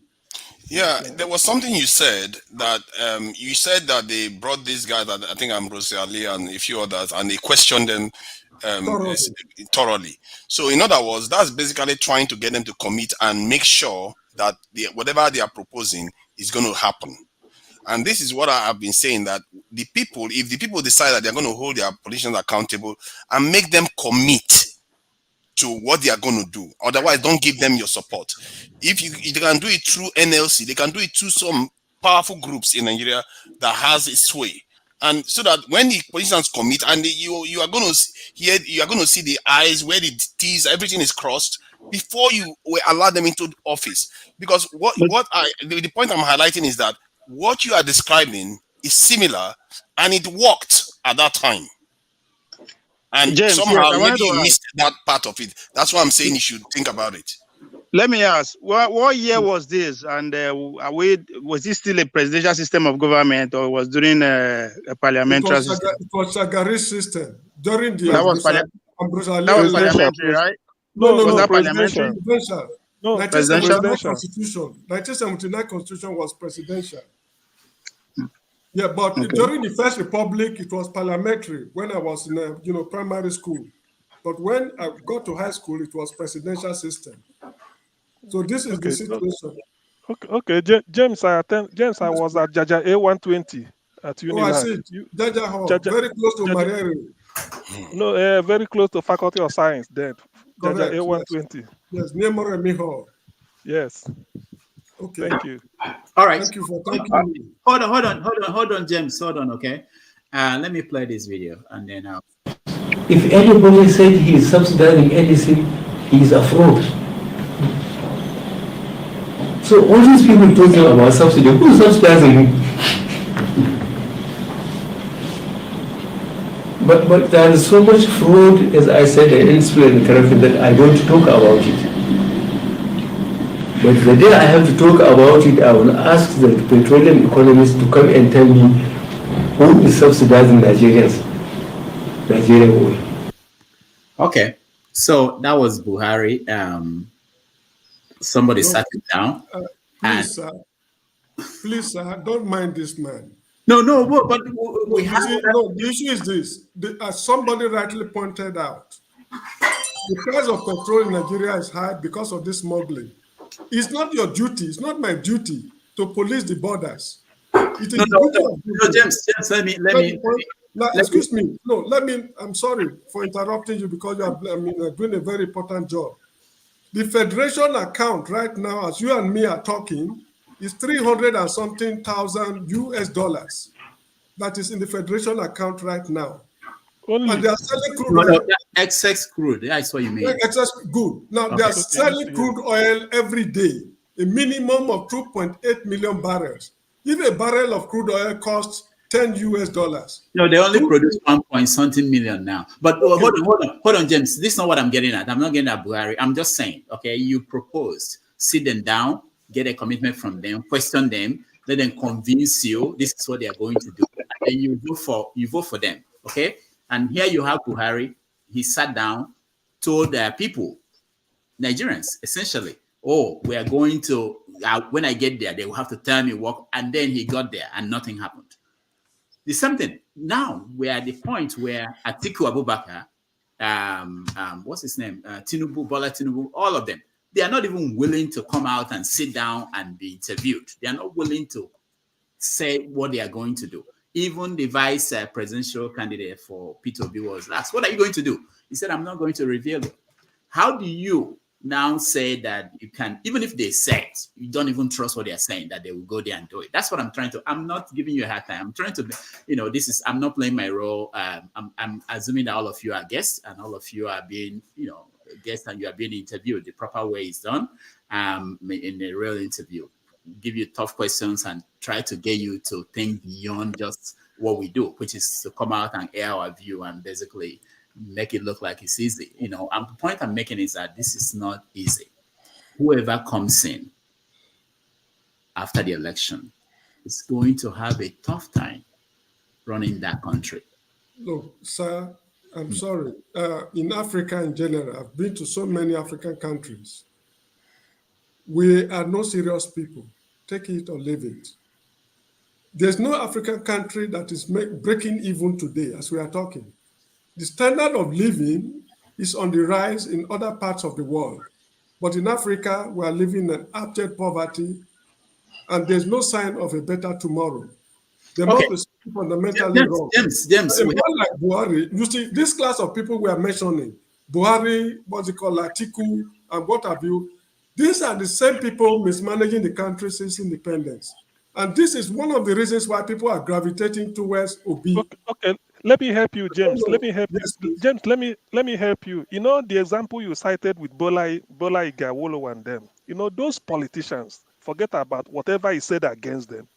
They were the brightest since independence we had. Their intention is that they are driven by politics of conviction, politics of a little bit, or let me just say ideology.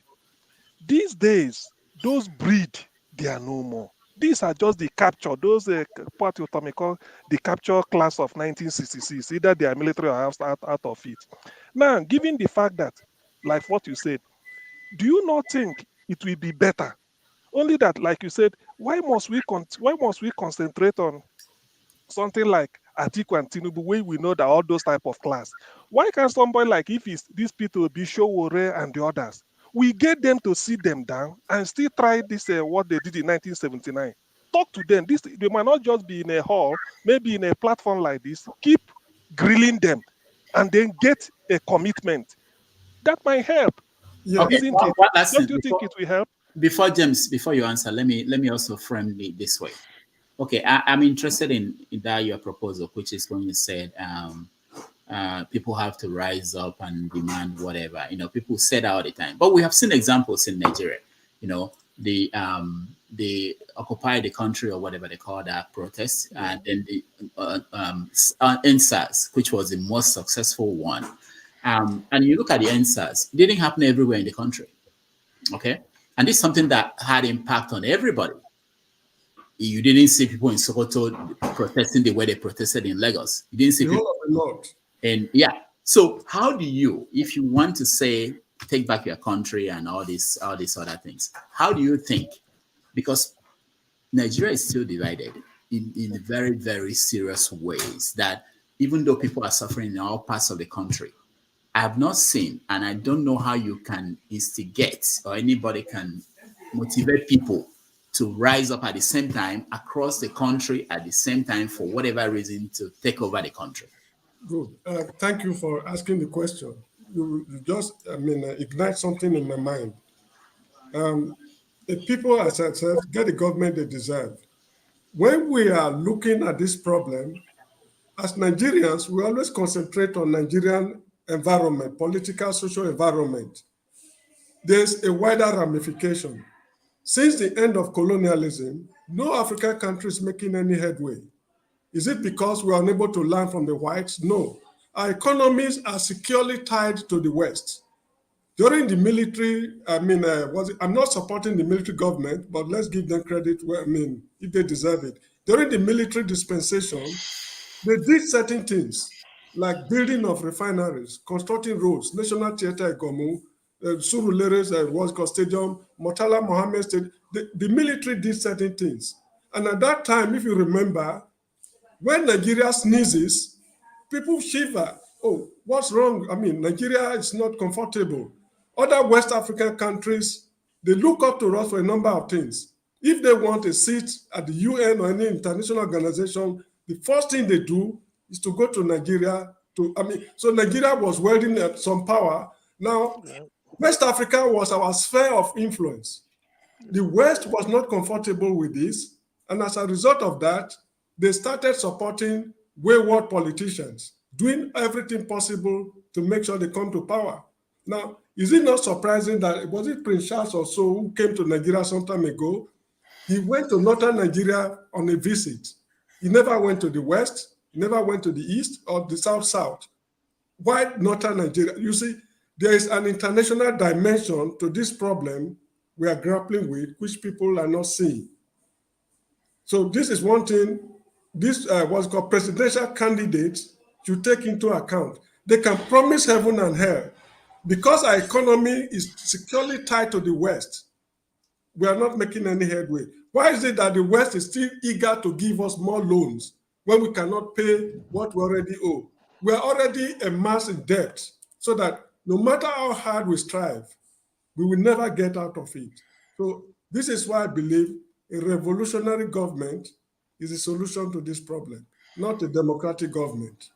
Mr. James, I think you're just trying to give the blame game and then trying to make the works more relevant. What I'm saying is that we've seen countries that are not doing very well and they grow.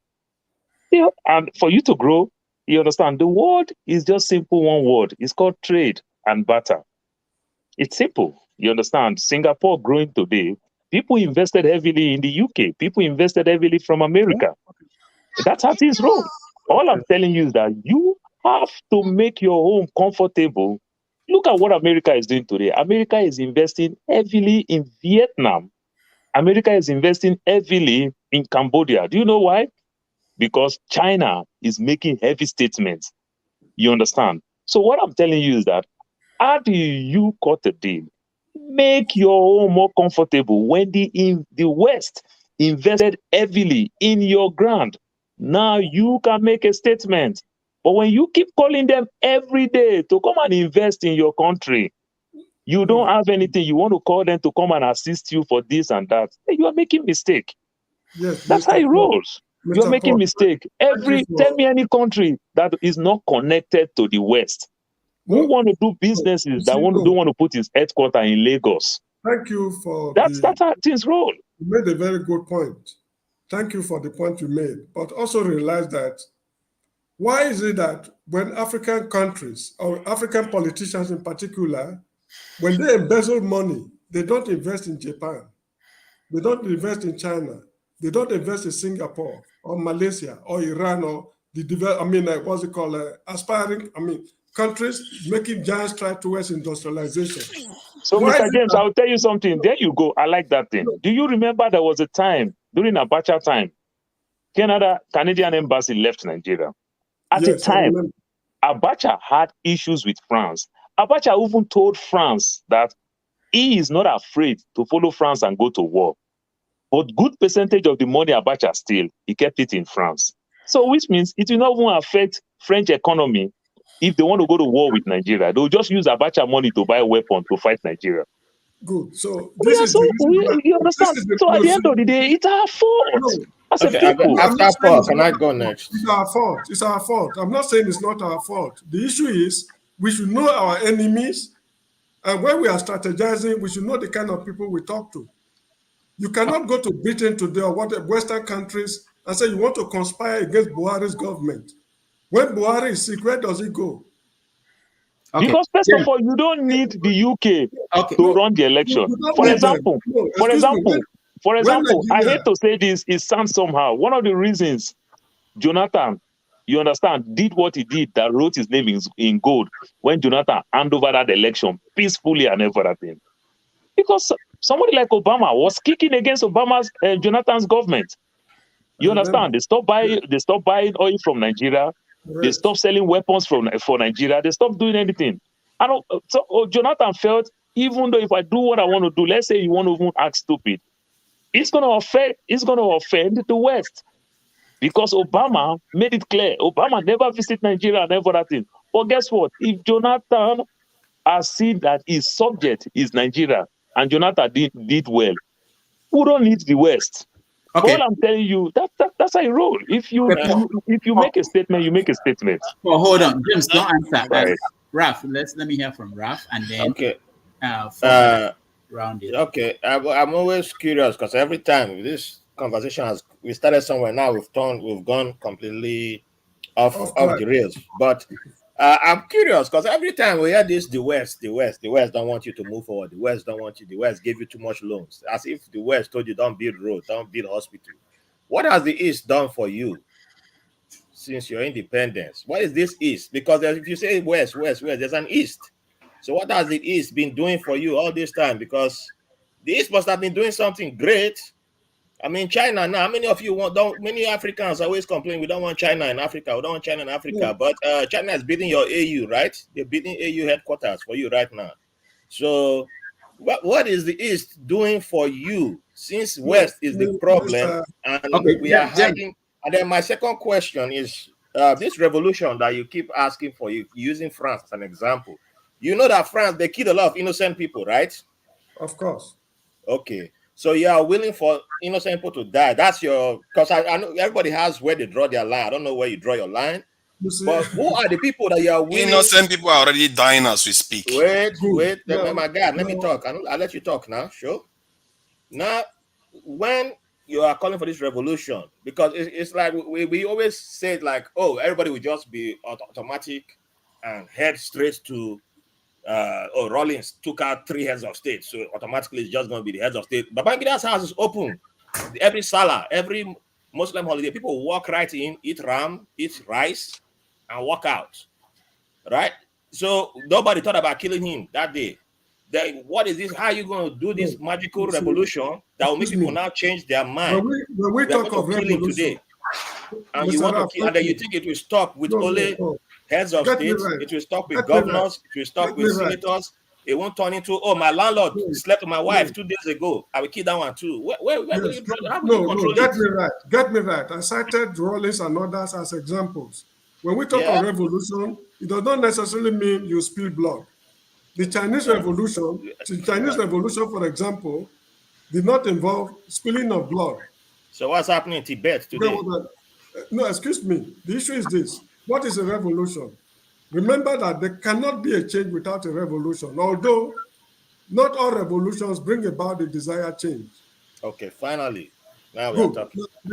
Good. There can never be a change without a revolution, but not all revolutions bring about the desired change. Now, when we talk of a revolution, we mean a radical break from the existing order. That's what I mean by revolution. How do we achieve that? What is the mechanism? How? Okay, hold on, guys. This will not end. Forefathers, you have to. Yeah, please go ahead. Yeah, from my point of view, that's why when I've been talking about how, I've looked at all the other solutions as occurred in France, even this in Russia. Most of these revolutions, for one, don't occur everywhere. It doesn't have to. It just has to occur in the right places that can turn the country around. Most of the time, it gets quite bloody. Question is that we keep choosing not to suffer. We keep choosing not to die, but yet we die anyway. But we die for nothing.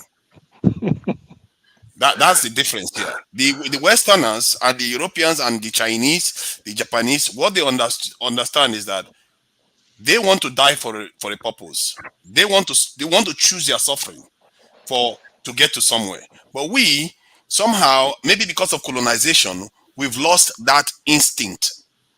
We've lost the instinct to understand that we are actually a civilization that should emerge and take their place in the world.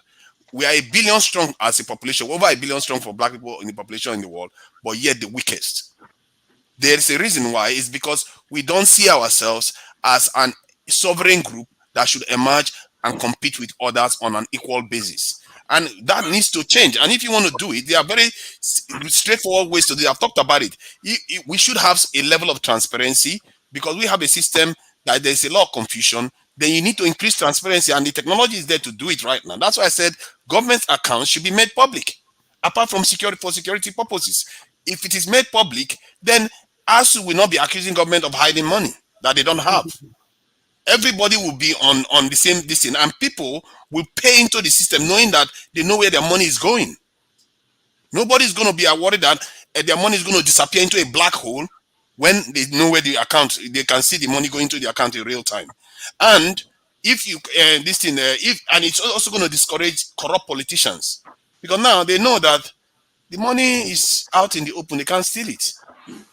If they steal it, everybody will know they've stolen it. One of the biggest ways to force leaders to do the right thing is everybody knowing what they are doing at all times. It's like CCTV camera on all of them. If you do that, you are going to change. It's going to revolutionize the system, and you'll be surprised how corruption will just like plummet. All right. Thank you, forefathers. I want to thank CM. Now, this is for those who want to stay after this, we can stay and you can continue the conversation. And for those watching us at home, if you really want to join the fun, you can join us after the show. But we have to round up the show. I want to thank CM, forefathers Paul, James, and Ralph for staying till the end. And we want to thank our guest today, Ayo Obe, for instigating some of these conversations that we're having. We'll be back next week with another interesting guest and conversations. On behalf of all my team here, I want to say thank you for watching. Next week. And see you next week. Yeah, I said next week. Did I say today? Next week. Thank you.